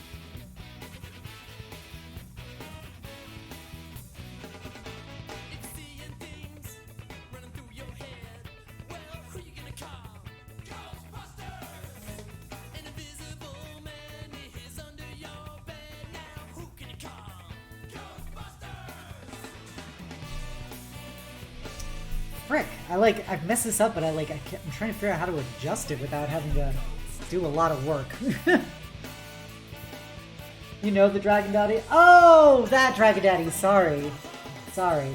I keep forgetting about that.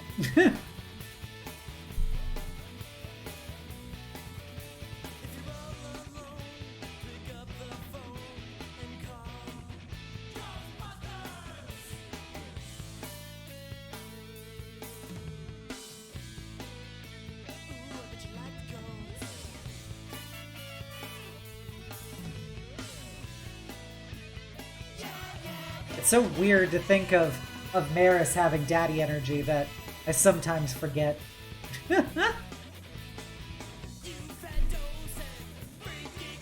We're just gonna go with this because I'm just very much struggling how to re-angle this, so we'll go treat it this way.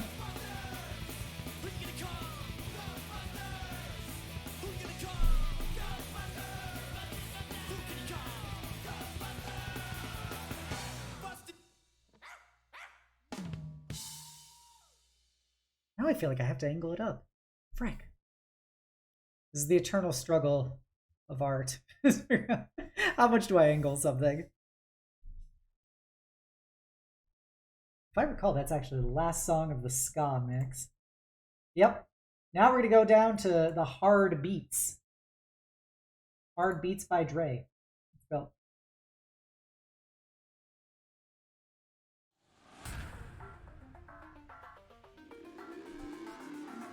Right.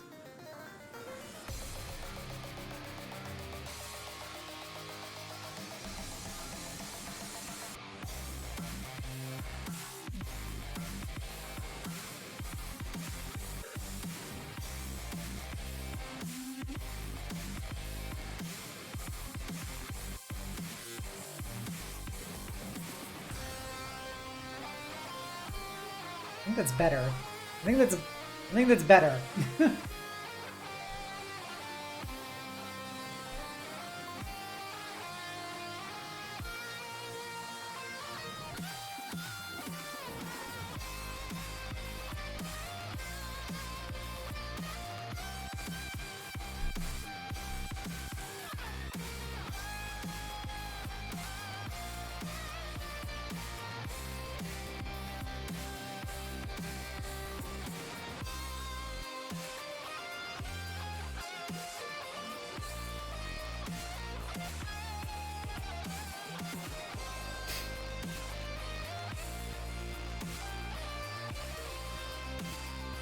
Is this the theme? Hey JC, welcome, welcome. Hey Dark Nightwing Phoenix, welcome, welcome. This is only the finest beats from The Last Seahorse. You can find their YouTube if you type in !BGM into chat.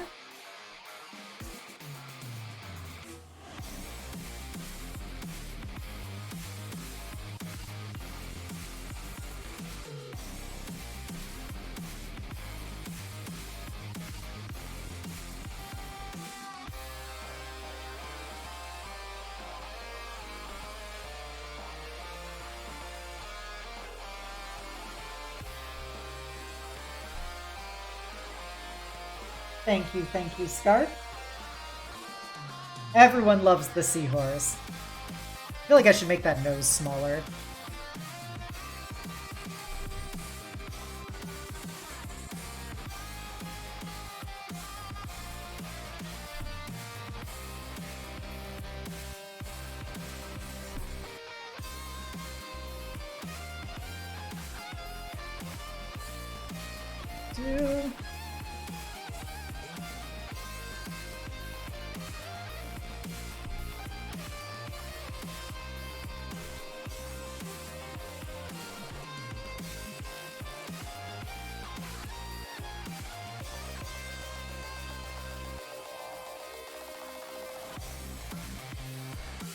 There we go.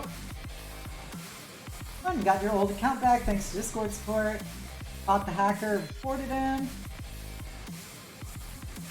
That's great to hear. That's great to hear, JC. I'm happy you got some positive news in your life.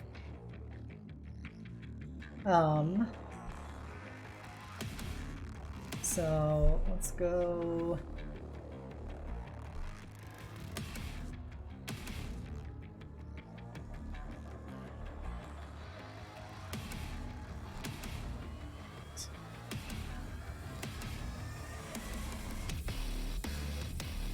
I go. Why is it so much darker than everything else? Oh, it's because it's gray, isn't it? Fuck.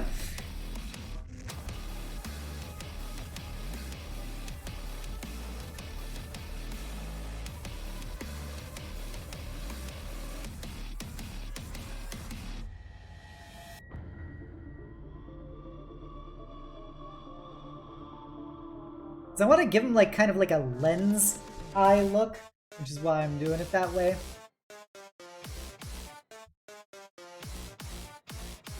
So it would be like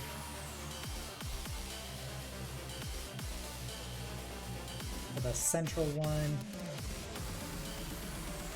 It's unfortunate that I realize now I did so much of this in dark gray. Oh, this is inconvenient.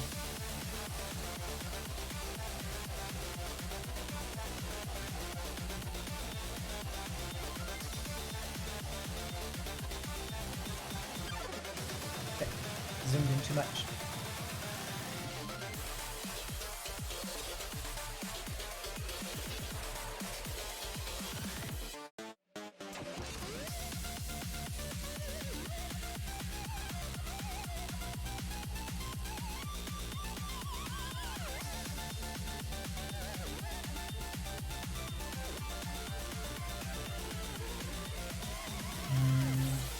Can I just, like, do this? Wow, that is not terribly efficient. Oh, shoot.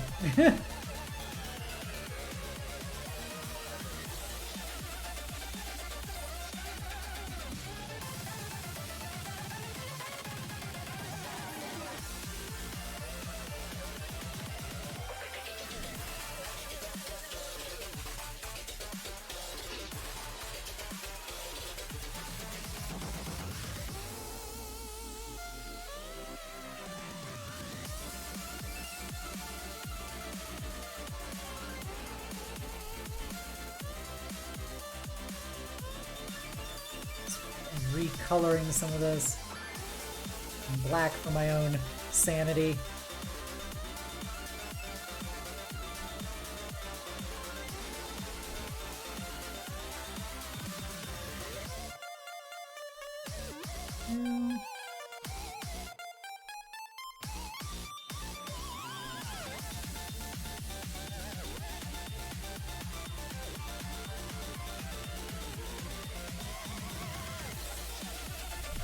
Okay, better. Funny thing is, before Discord got involved further, decided to threaten you? Wow. That's a heck of a series of events there, JC. You got a big Death Knight hug? Well, that can be arranged. Get your hugging utensils ready, everyone. Because I'm coming in deep. And a 3. And a 2. And a 4. There you go. A big Death Knight hug from me to you.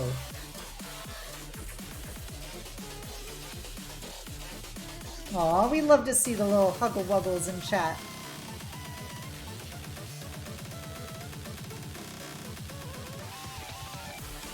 Embraces in for a big warm hug. Big huggle-wug. Alright, I don't know if I should do it on this layer or on, like, the accessory. I think I'll do it on an accessory layer. Alright, so we gotta do ears. So, basically, your eyebrow is kind of at the top of your ear. So, oop, that's one button.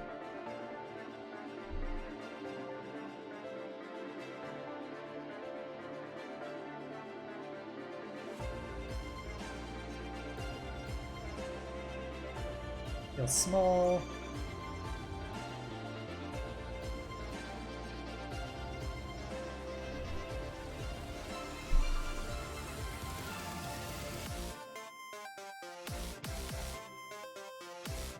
I can adjust that.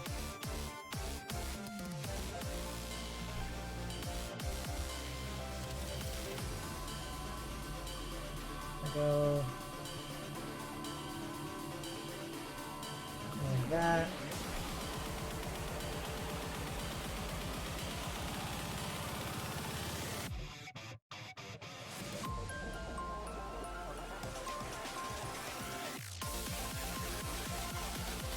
And big headphones to avoid having to draw the ears. You know, that's always an option. There's always an option.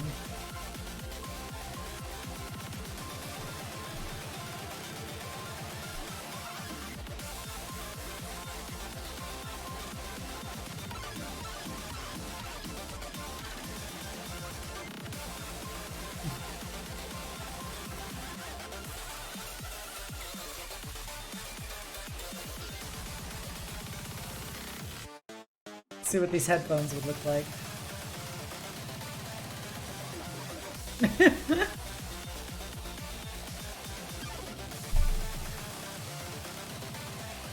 We'll figure out ears later.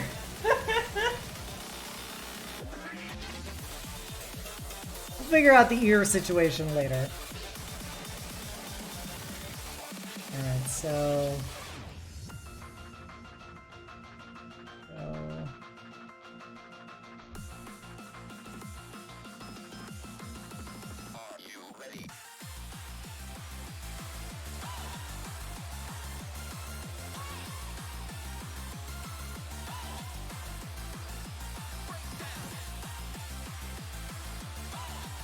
So it's gonna be like where hairline is.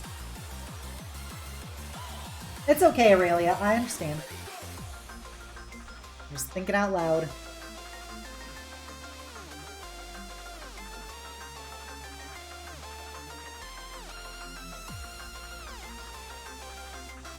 Probably tilt this whole head.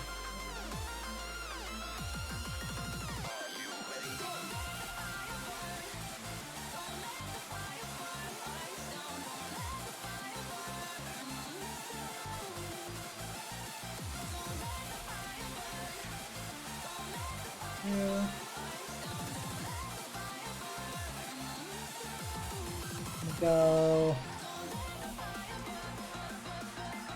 torso.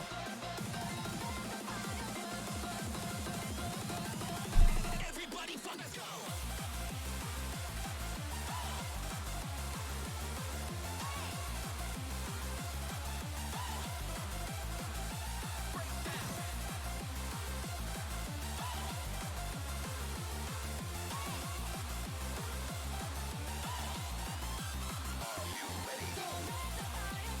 Oh, now I see it.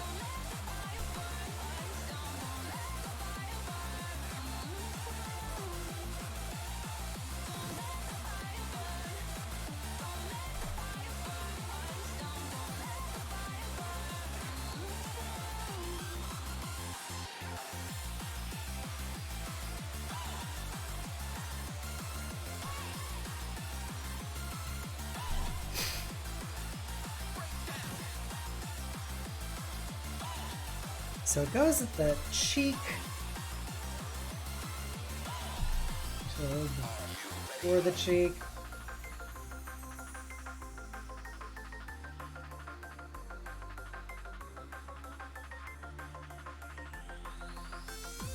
For the chin.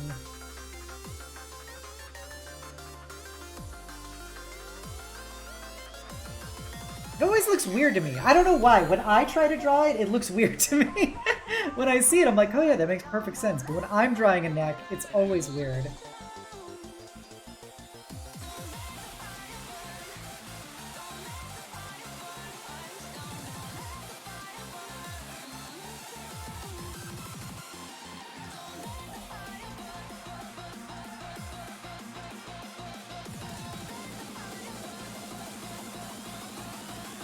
Everybody fucking go!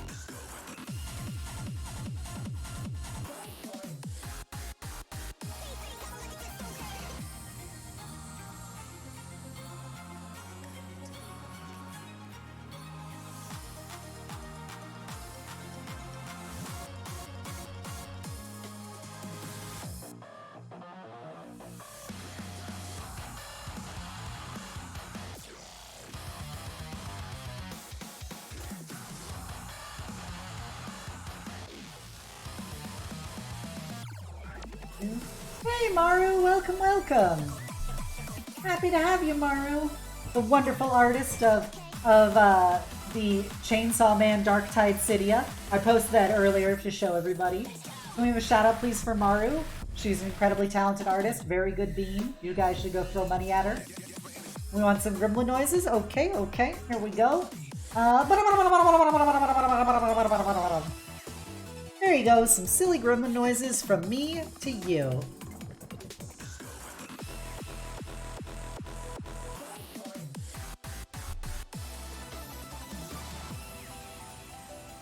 Oh, I actually prefer those.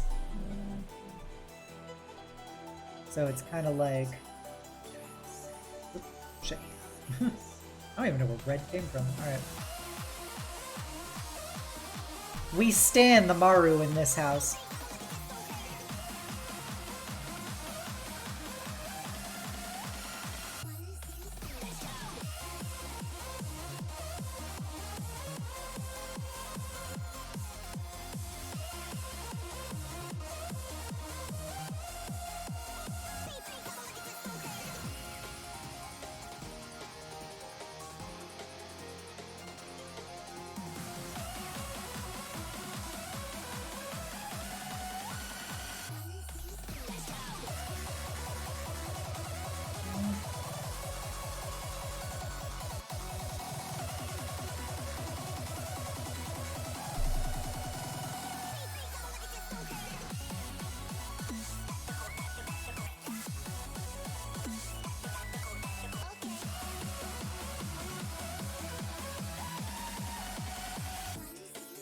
I think that's too much. Do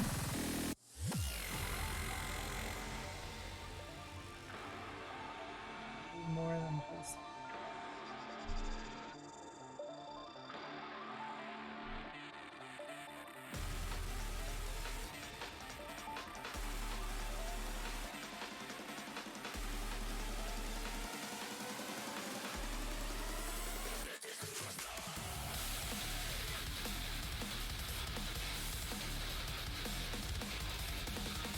Whiskey Tiger, why is the top left reference kind of looking like a Robo Shamir a bit? Is it just you? I can kind of see it. I actually kind of see it, Master Fail. I see Robo Shamir, and that makes it even more endearing. All things evolve to Crab. All things evolve to Booba. All things evolve to Shamir.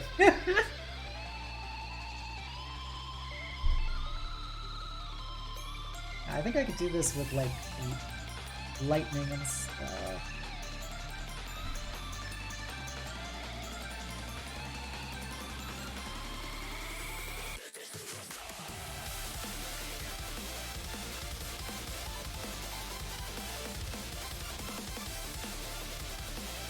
Shamir is a crab with Booba? Yeah, that's actually canon. Don't let anybody tell you otherwise.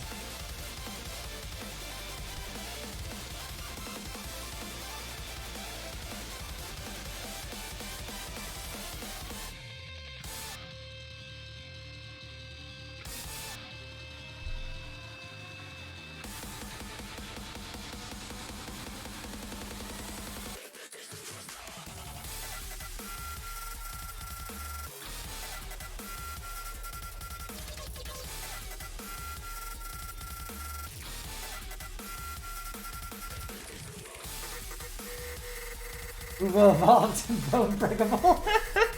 That's what peak performance looks like, Scarf. That is what peak performance looks like.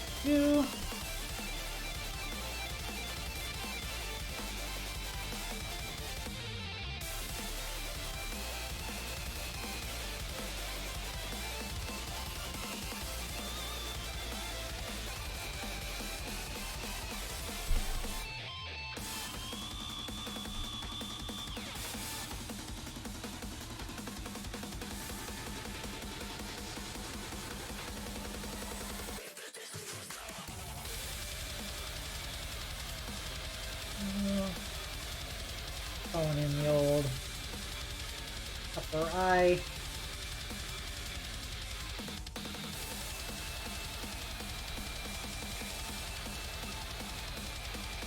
And some definition.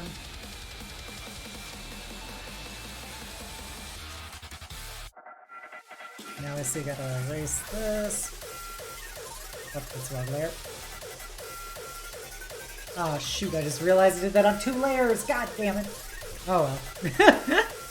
Oh well, or like eyelashes upper eyelid is gonna be on a different layer than the rest of her eye. Zah.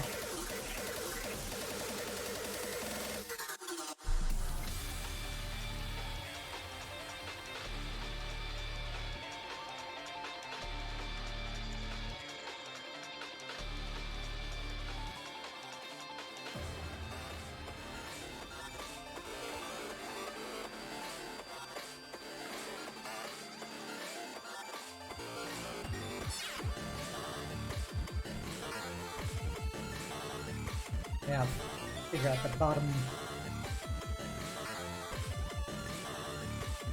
The more I see it, the more I want to change that mouth. I thought I liked it, but I was a liar. I was a liar. My pants were constantly on fire.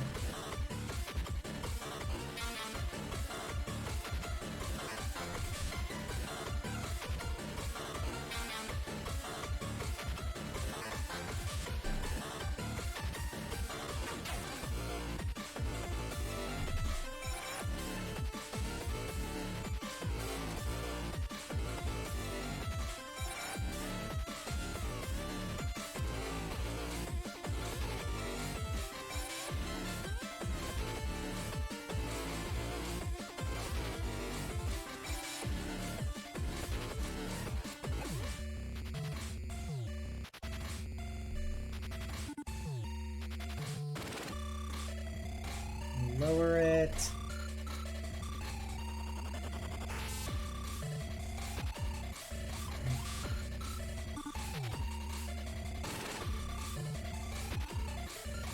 Now it makes her face too long.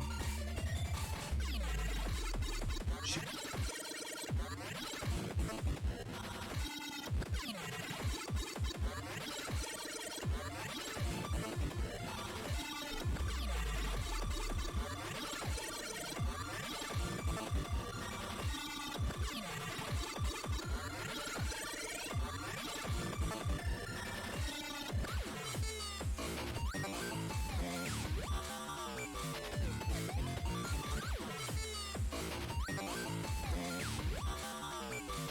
Do I want to cheat?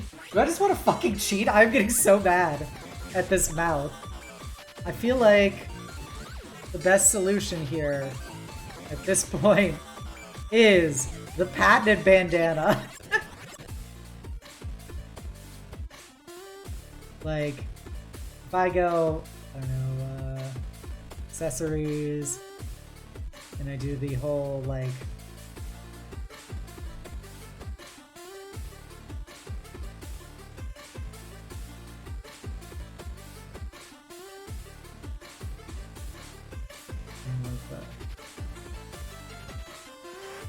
oh shit, man. Are we gonna do a veil?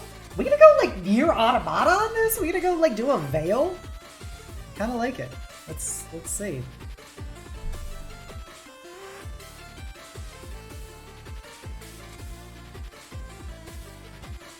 When it comes to painting my minis, whenever I get obsessed and frustrated over a little detail, I also just want the small stuff to snap out of it. I know, but it's so fucking hard. So I like the idea of a fucking veil. I think that is stylin'.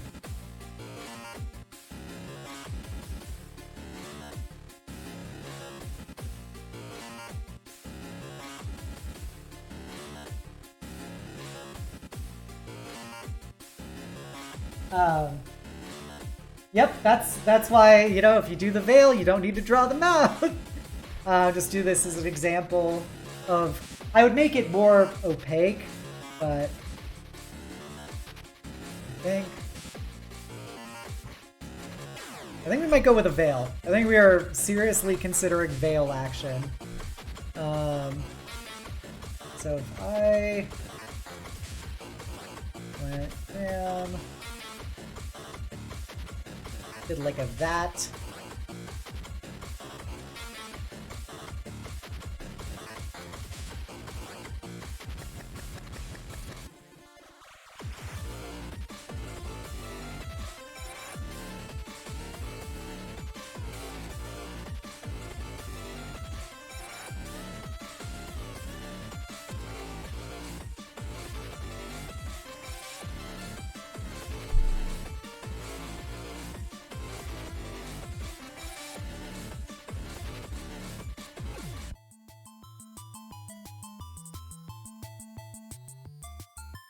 I've seen enough internet.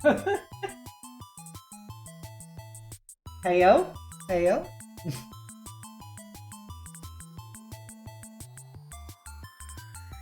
Okay, so I think go. There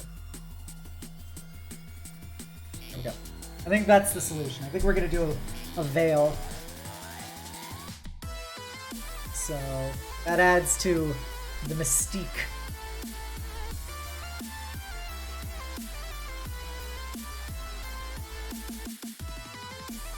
And so if we go like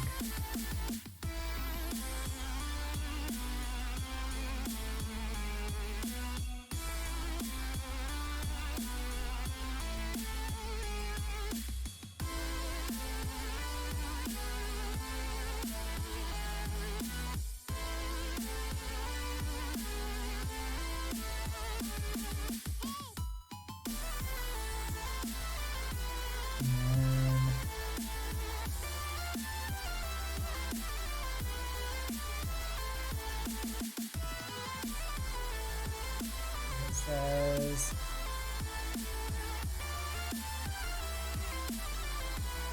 curve and go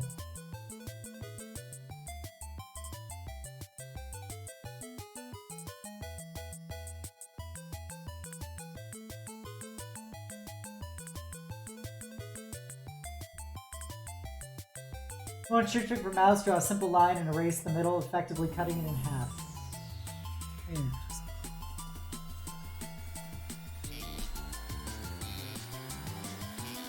Like that?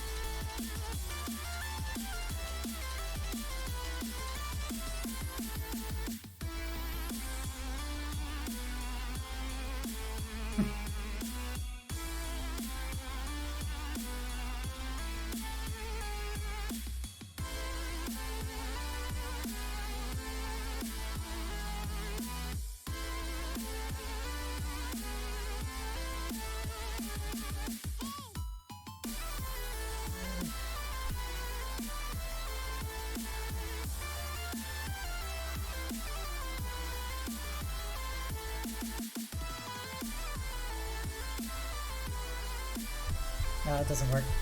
I'm gonna figure out a different way to do that.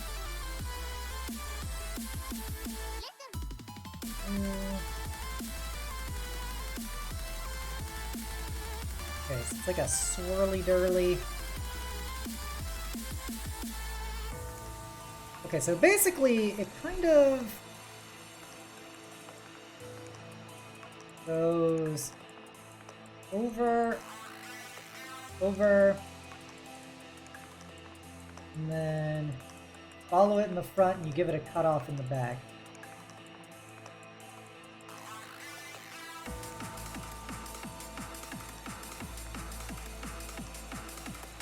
And then we go like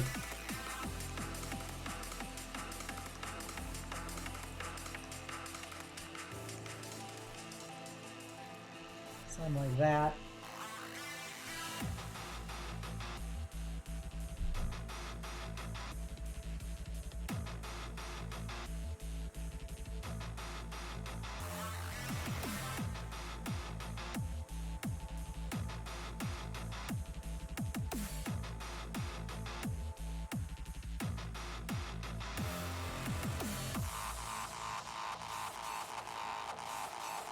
Nice. Erase this.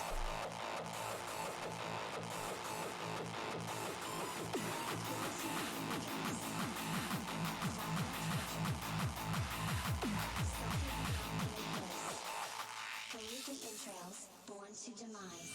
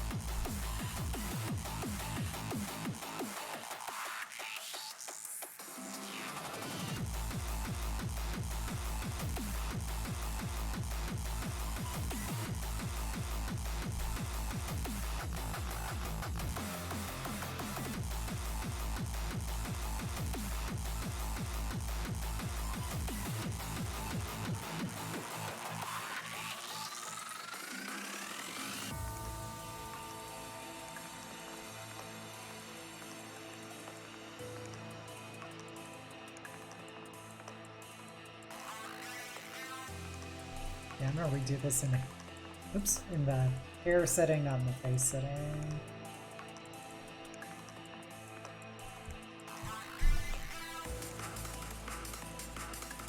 Every Seahorse remix slaps. They're just straight bangers all day, every day.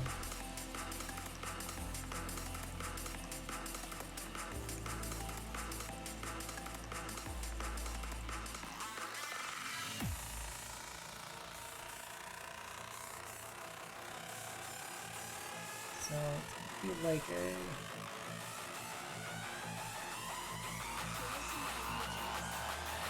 this, and then kind of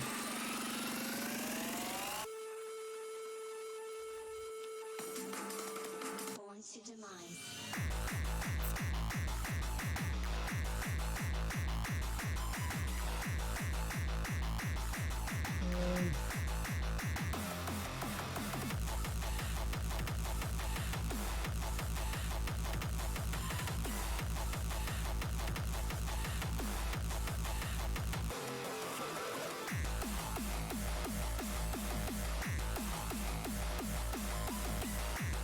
just debating about different hair patterns.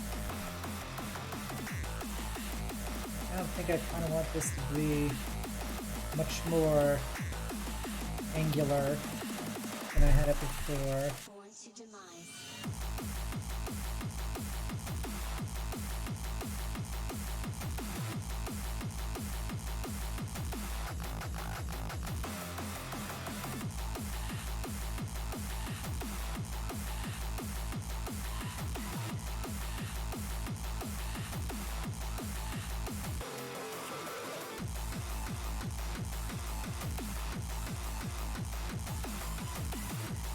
Maybe that's more what I want to do.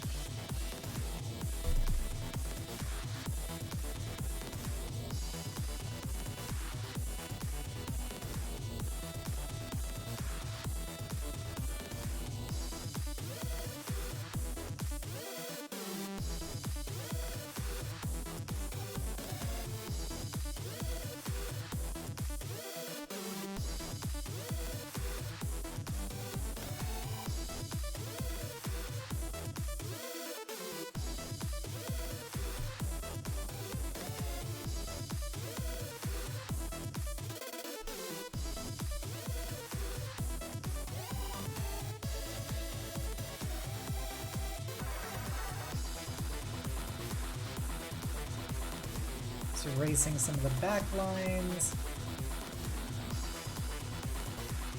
Help get the idea behind the design. I've been really into like weirdly spiky hair lately, as you can tell from my my what's it called? My Shotterkai. Just like weird spike designs. Must be the anime in me.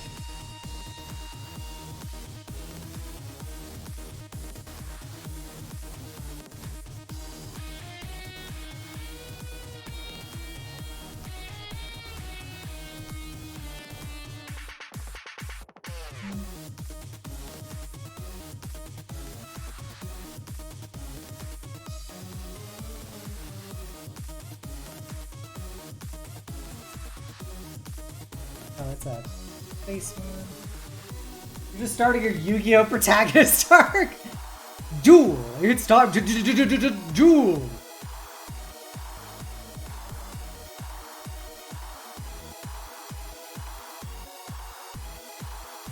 Yeah, that's on hair.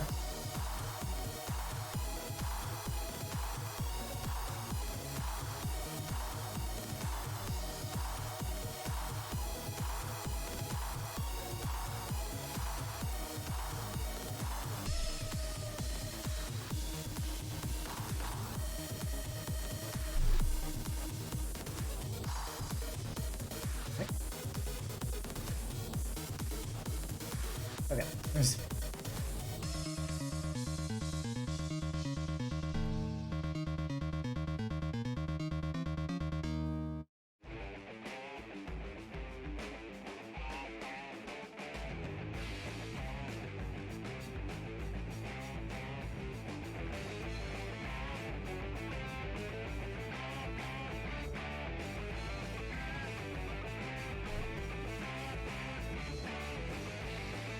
Has no pathetic cards, Kaiba, but it is the cutest Death Knight in all of Twitch. thank you, Thomas the Tactician. I appreciate it. So, oh, that was a, this song just reminds me of, so rewatching the original Trigun, man, that OP fucking slaps. For just a straight instrumental one, it is real good. Do be led by the heart of the horny. It's true. It's true. No lies detected.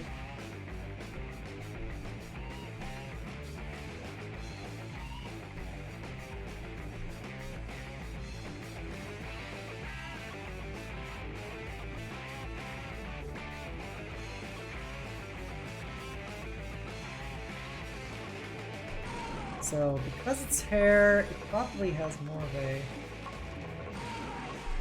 like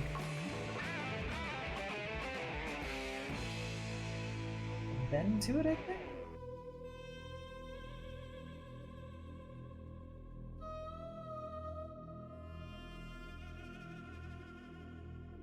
Yeah.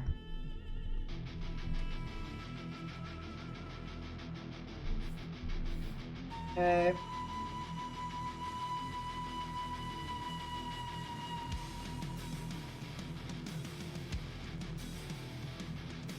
Currently, if this is the center, this would mean this is parted halfway on the other side of her head. So,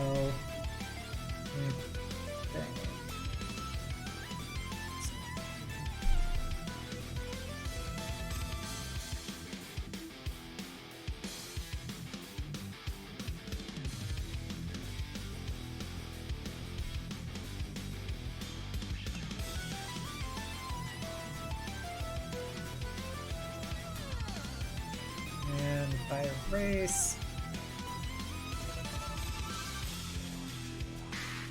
Trying to get it to be like a more accurate thing to line up with being parted.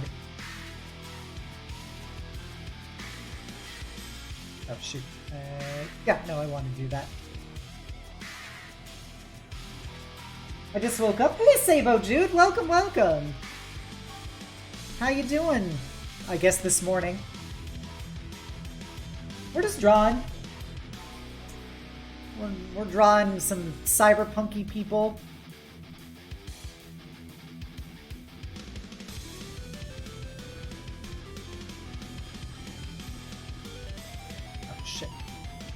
keep pressing the, accidentally the eyedropper instead of the, just holding my pen normally.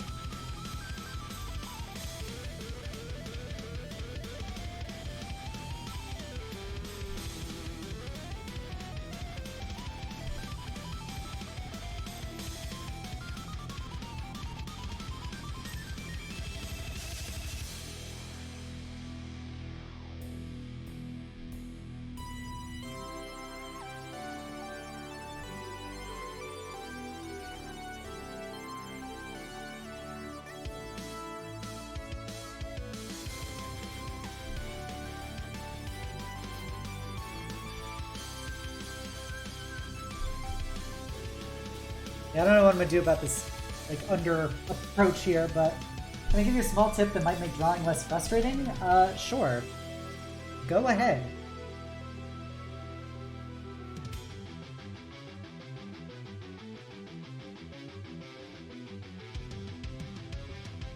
So, this, accessories,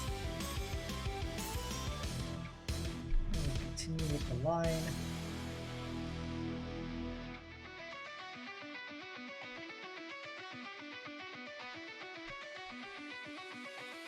Do like a design on the veil.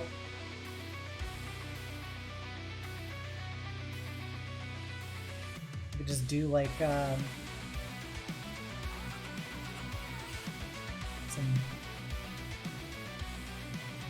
card, just random runic things,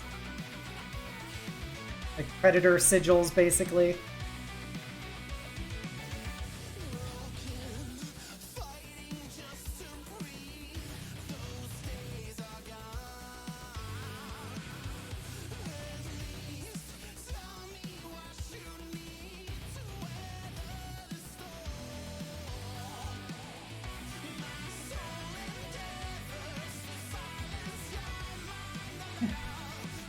Yes, MASH! Oh man, that is a great reference image, Cute Gamer Girl, now that you bring that up. NTR MASH actually is definitely a good vibe for this veil. I'll have to go, it's saved on my phone, because it's one of the best, well, somebody did an art piece from it, but that doujin, just FYI, is one of the best Fate doujins. If anything, just artistically.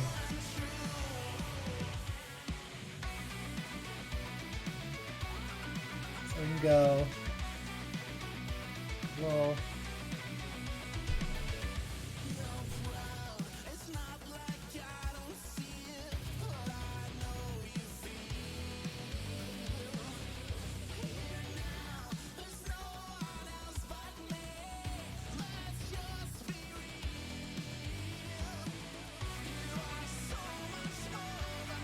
And then let's just kind of test it.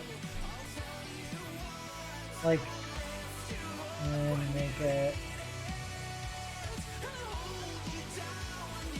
Probably make, these are probably gonna be like gold or something, but, or blue. But that's good to know. Okay, I'm just gonna not do those for now. But that is a good idea. I'm gonna look up Mash's veil. A few more messy lines. Gotcha. Hey, Weedy Bread, thank you for the lurk. I appreciate it. Music speaks louder than words.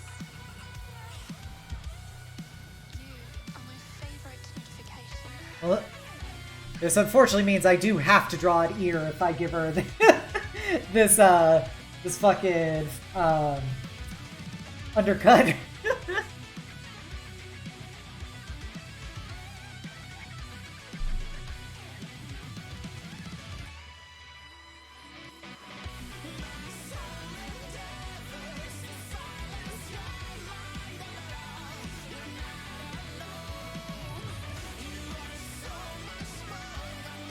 Using separate layers for messy pencil tool.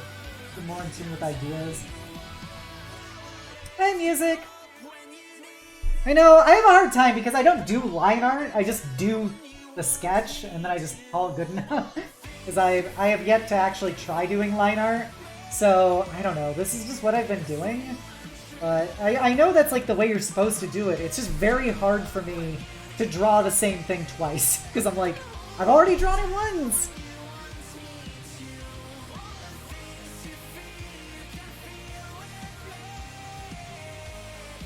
Stop the bone Craig and trampoline jokes.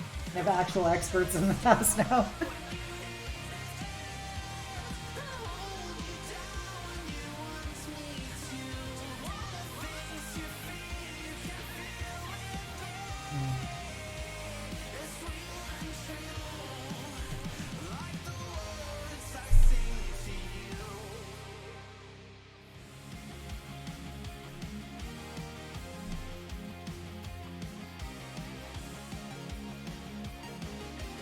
First, I really wanted to stick with the first one. I know.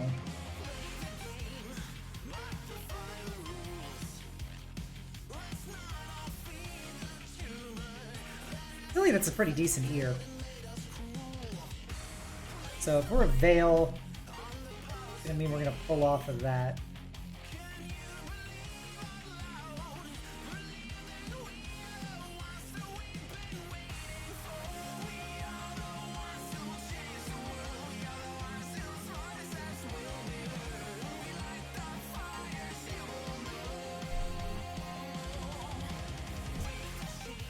Low opacity brush method, you can still clean it with the eraser later.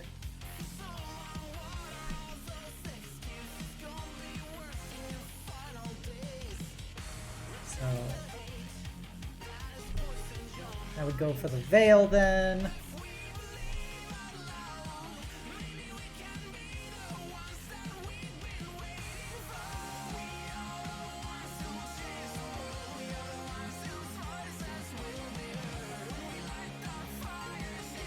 Yes, this is Seahorse's other song, yeah.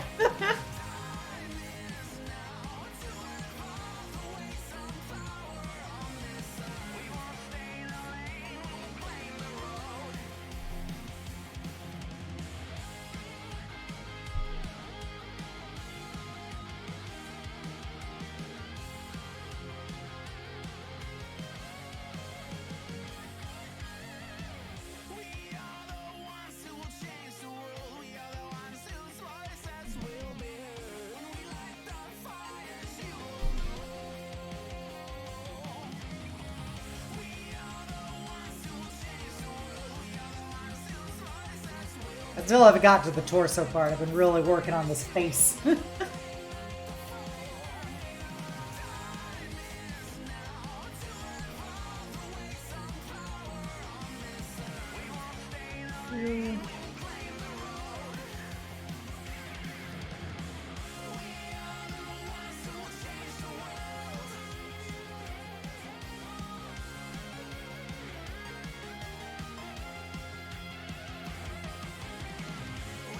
Oh yeah, how do... So is brush density, is that what does the opacity of the brush? I don't know which one does the opacity of the brush. Because I was about to ask, I'm like, when I do like the coloring and stuff with this veil, I want to make sure it's a different color. I mean, I want to make sure it's like translucent versus, you know, the face. So I'm just like, is that the button for it?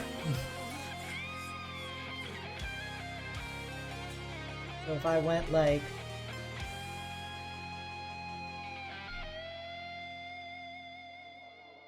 It still looks dark. I don't know.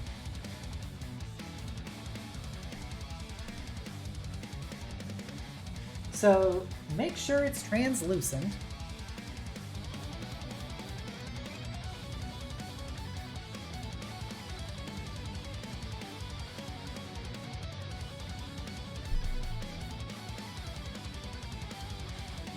New layer, you just color it normally, then above the layers is the slider. Oh, so that's, you just do the, like what I was doing for like this with the opacity, except it would be for the like color layer basically. Gotcha. Good to know.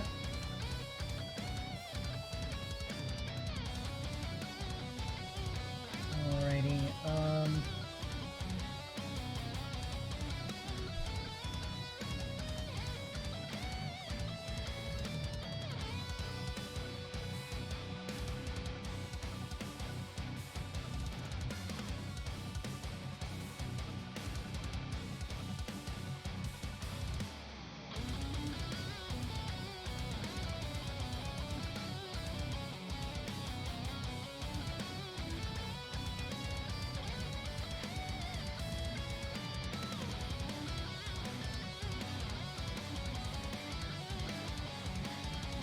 Thank you.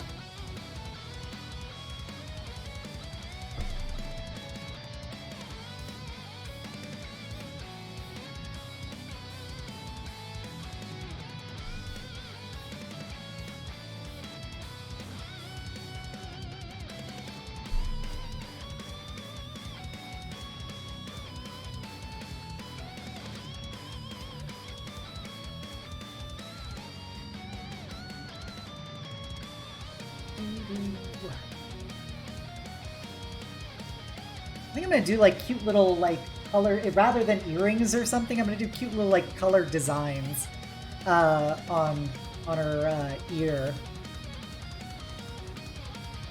Because at the end of the day, like I'm gonna go for like a. Is this the face layer? Yeah. So it's like this, and then.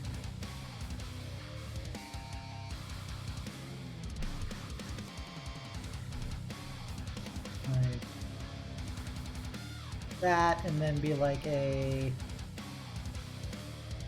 I'm gonna go over to purple.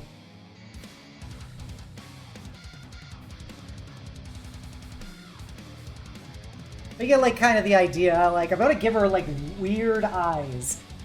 I'm gonna try to like give them some more like design to them because I want to make them look more lensy.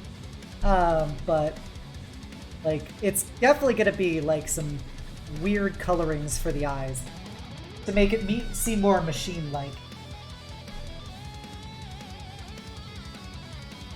Right. So we got a pretty decent face setup to at least start the show with. That's the wrong color. Go back to black.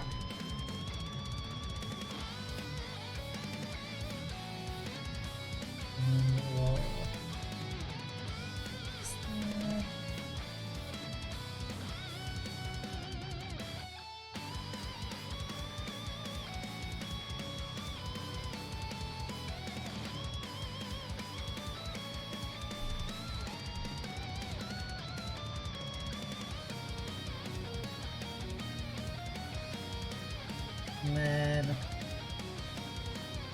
we'll probably do our like shine on the base here, so do like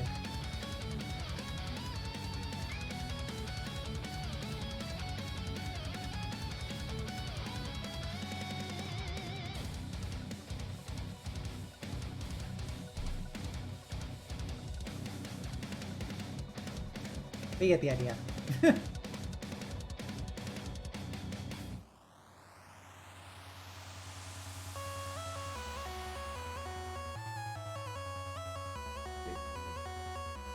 Further up.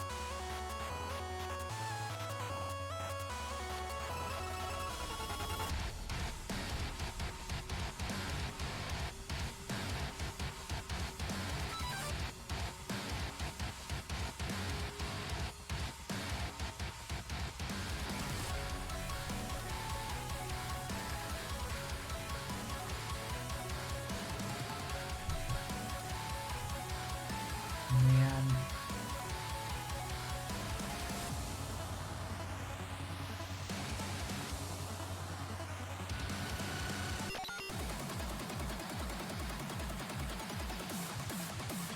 You ain't ready for the bass.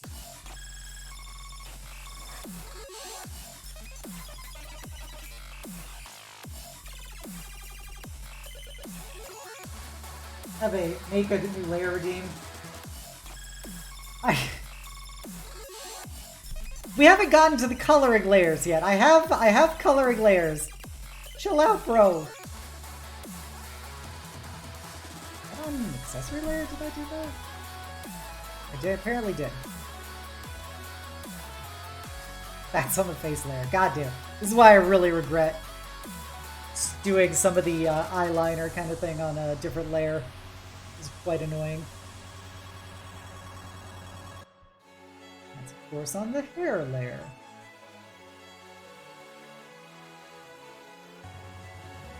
Except for that part that's on the face layer? What even is this nonsense?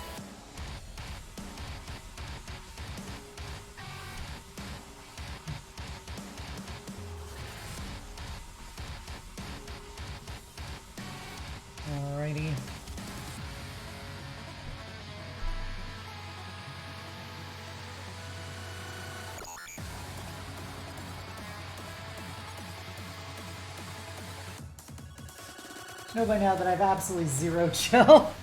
That's true. That's very true. Okay.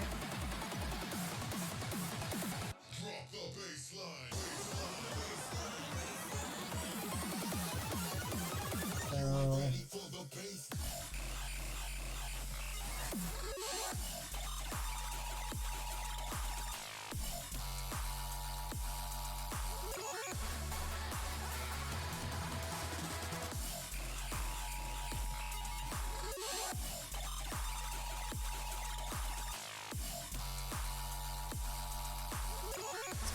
erasing some of the stuff on the neck I drew.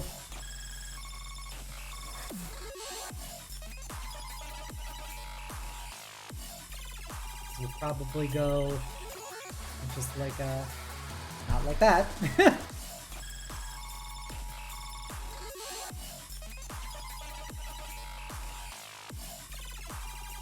That, so we just get the neck outline. And alright, now we can probably start working on the torso. Figure out what to do. What kind of outfit should I go with?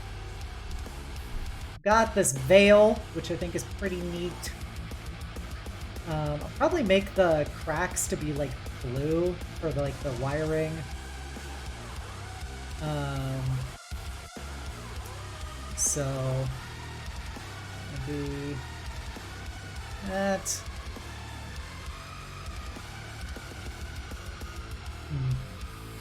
I never thought this far. So the character is a nanoswarm, basically. They're a nanoswarm that takes humanoid form to punch people as a monk. So I'm trying to figure out like what outfit, because they're ancient technology. Do I want to give them like a Nobunaga Mao style like bodysuit, or maybe do, you know, I got the veil, you know, just make a... In honor of Master Fail, I will make a new layer. Just so I can demonstrate. Nope, not that. New rest layer. Okay, so it'd be like, you know, maybe doing more of like a kind of like robe setup, like a scarf kind of thing, you know, around like the top of their shoulders, like a maybe like poncho-esque. So you've got kind of like this scarf thing going on, and then you've got, you know, your arm.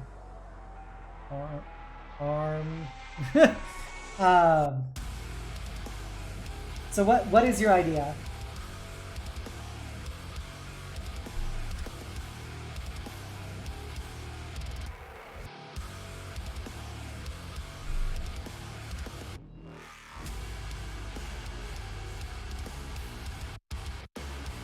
Alright, well, let me know. I'm just kind of fucking around with other stuff while we muse.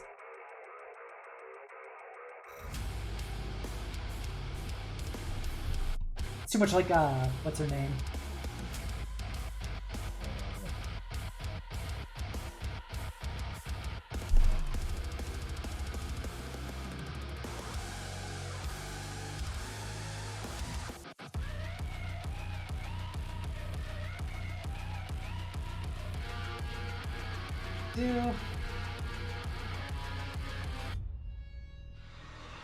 Oh, I get that.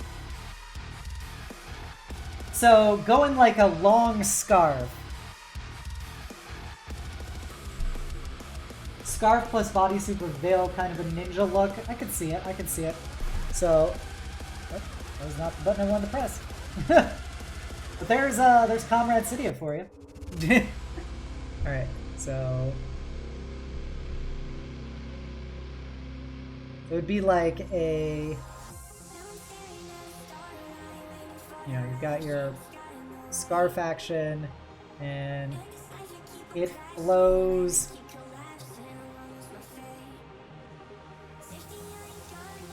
around and then up. Okay. And then it's gonna go like...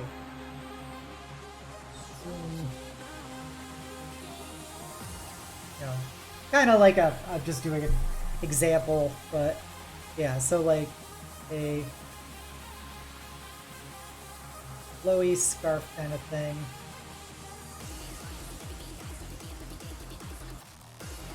Blowing around. Okay. Okay. I can take that. I can fuck with that, as they say on the streets. I don't know how to draw it yet. I know, like, an example would be Other Side.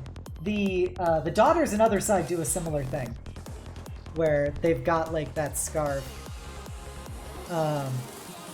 It kind of flows out. It's, like, wrapped around. So it's a scarf, so kind of probably cool a bit, you know, cooling a bit, and then, you know, have it basically flowing. Not exactly, but something like that. Okay. Okay. I think that's a good idea. I think it's a good idea, Brainbuster. We're on to something. We've got ideas. So if I go with like a bodysuit and then add in like a long scarf, that could be cool. Still gotta think about what else I want to do with that. Like, how sci-fi do I want to make the suit? Do I want it to make it like a... do I want it to be like an open, like, front kind of thing? Do the little boob window. And I don't know, have some vacuum tubes and diodes on the inside of it. I don't know.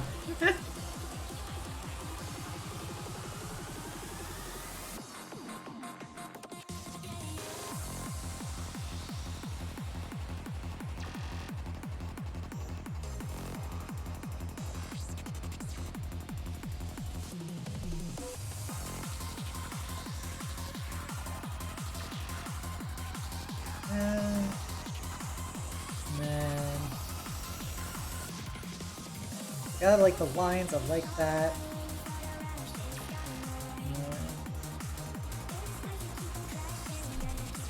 Do a big erase here for these.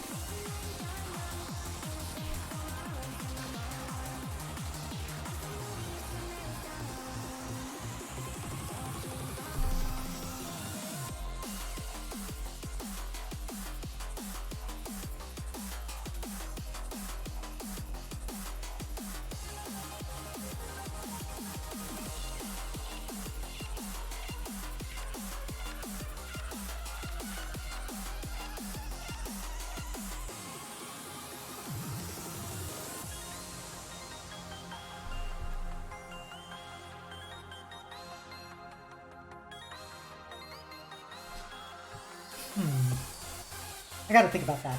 I gotta think about how I want to do that. But as I'm just doing head stuff right now, I'm just gonna color for fun for the last part of the stream. Definitely for fetish reasons. I only do fetish veils. It's the only thing I know how to do. Alright, so skin.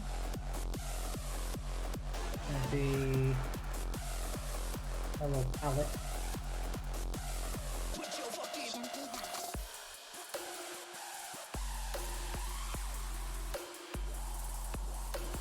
Fucking pencils, man.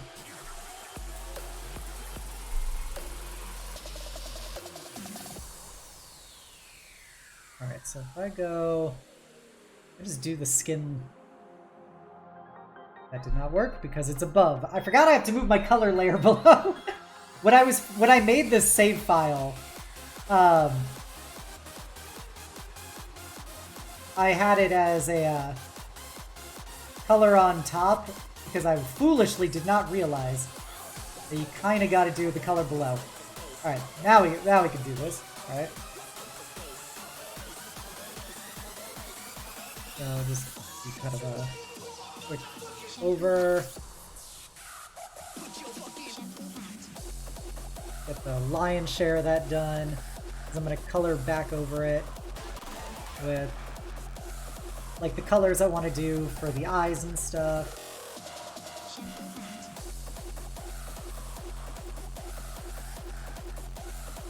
I don't.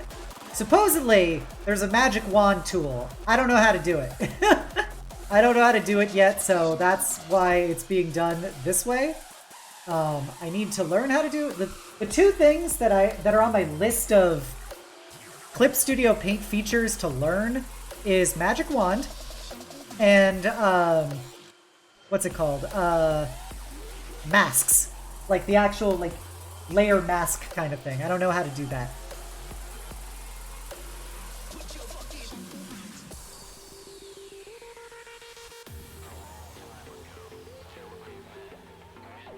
I got your magic wand right here. Lol.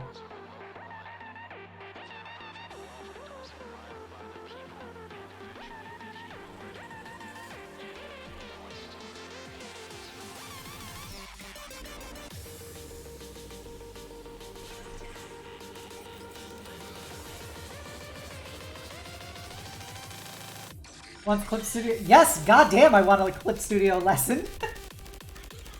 I needs it. So let's see the black first. I'm gonna try and do this really fine. So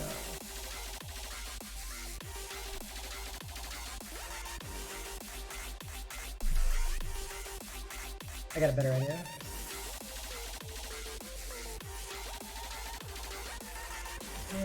So it's kind of like a little targeting reticle.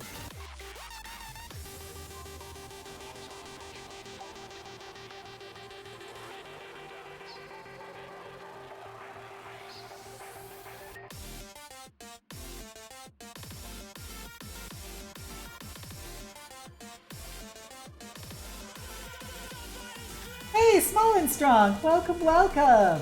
It's everybody's favorite well-hung catboy. How you doing tonight, Small?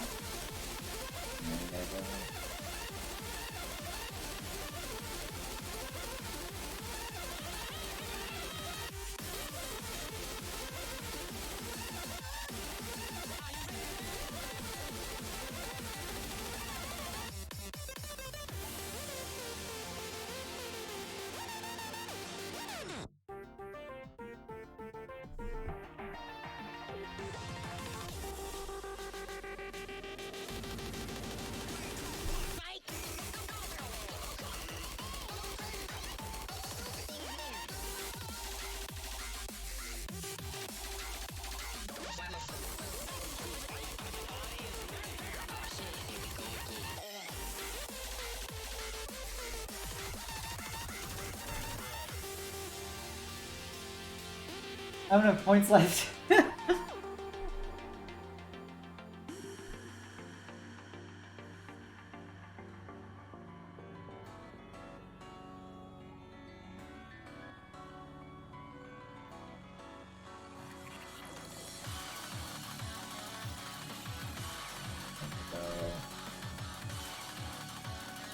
Oh, it's gonna be above it. Frick.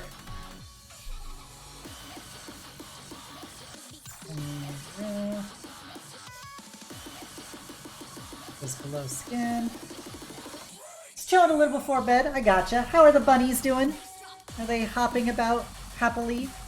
Oh, because god damn it, this is just one thing on top of another. Ugh. Alright, that plan is gone. New plan. New plan. Okay. So new plan is we are going to... That didn't work either. Okay.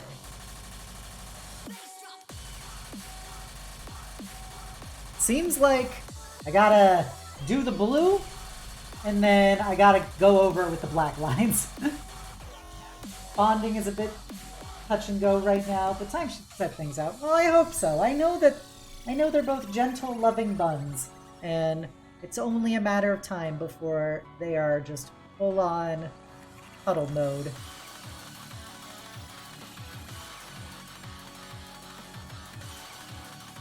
I'm sending a lot of positive vibes towards those buns, that they may bond and love thoroughly.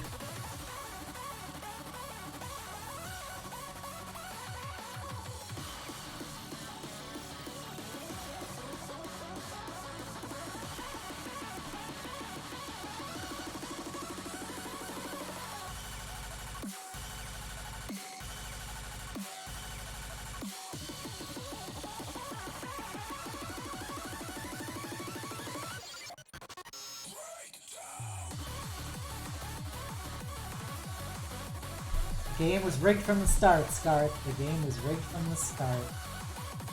Oh, I didn't turn it on this stream. Oh no, I'm so sorry. I forgot to turn it on this stream.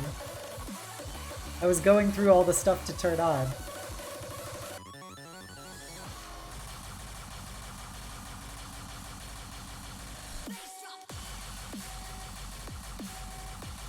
Okay.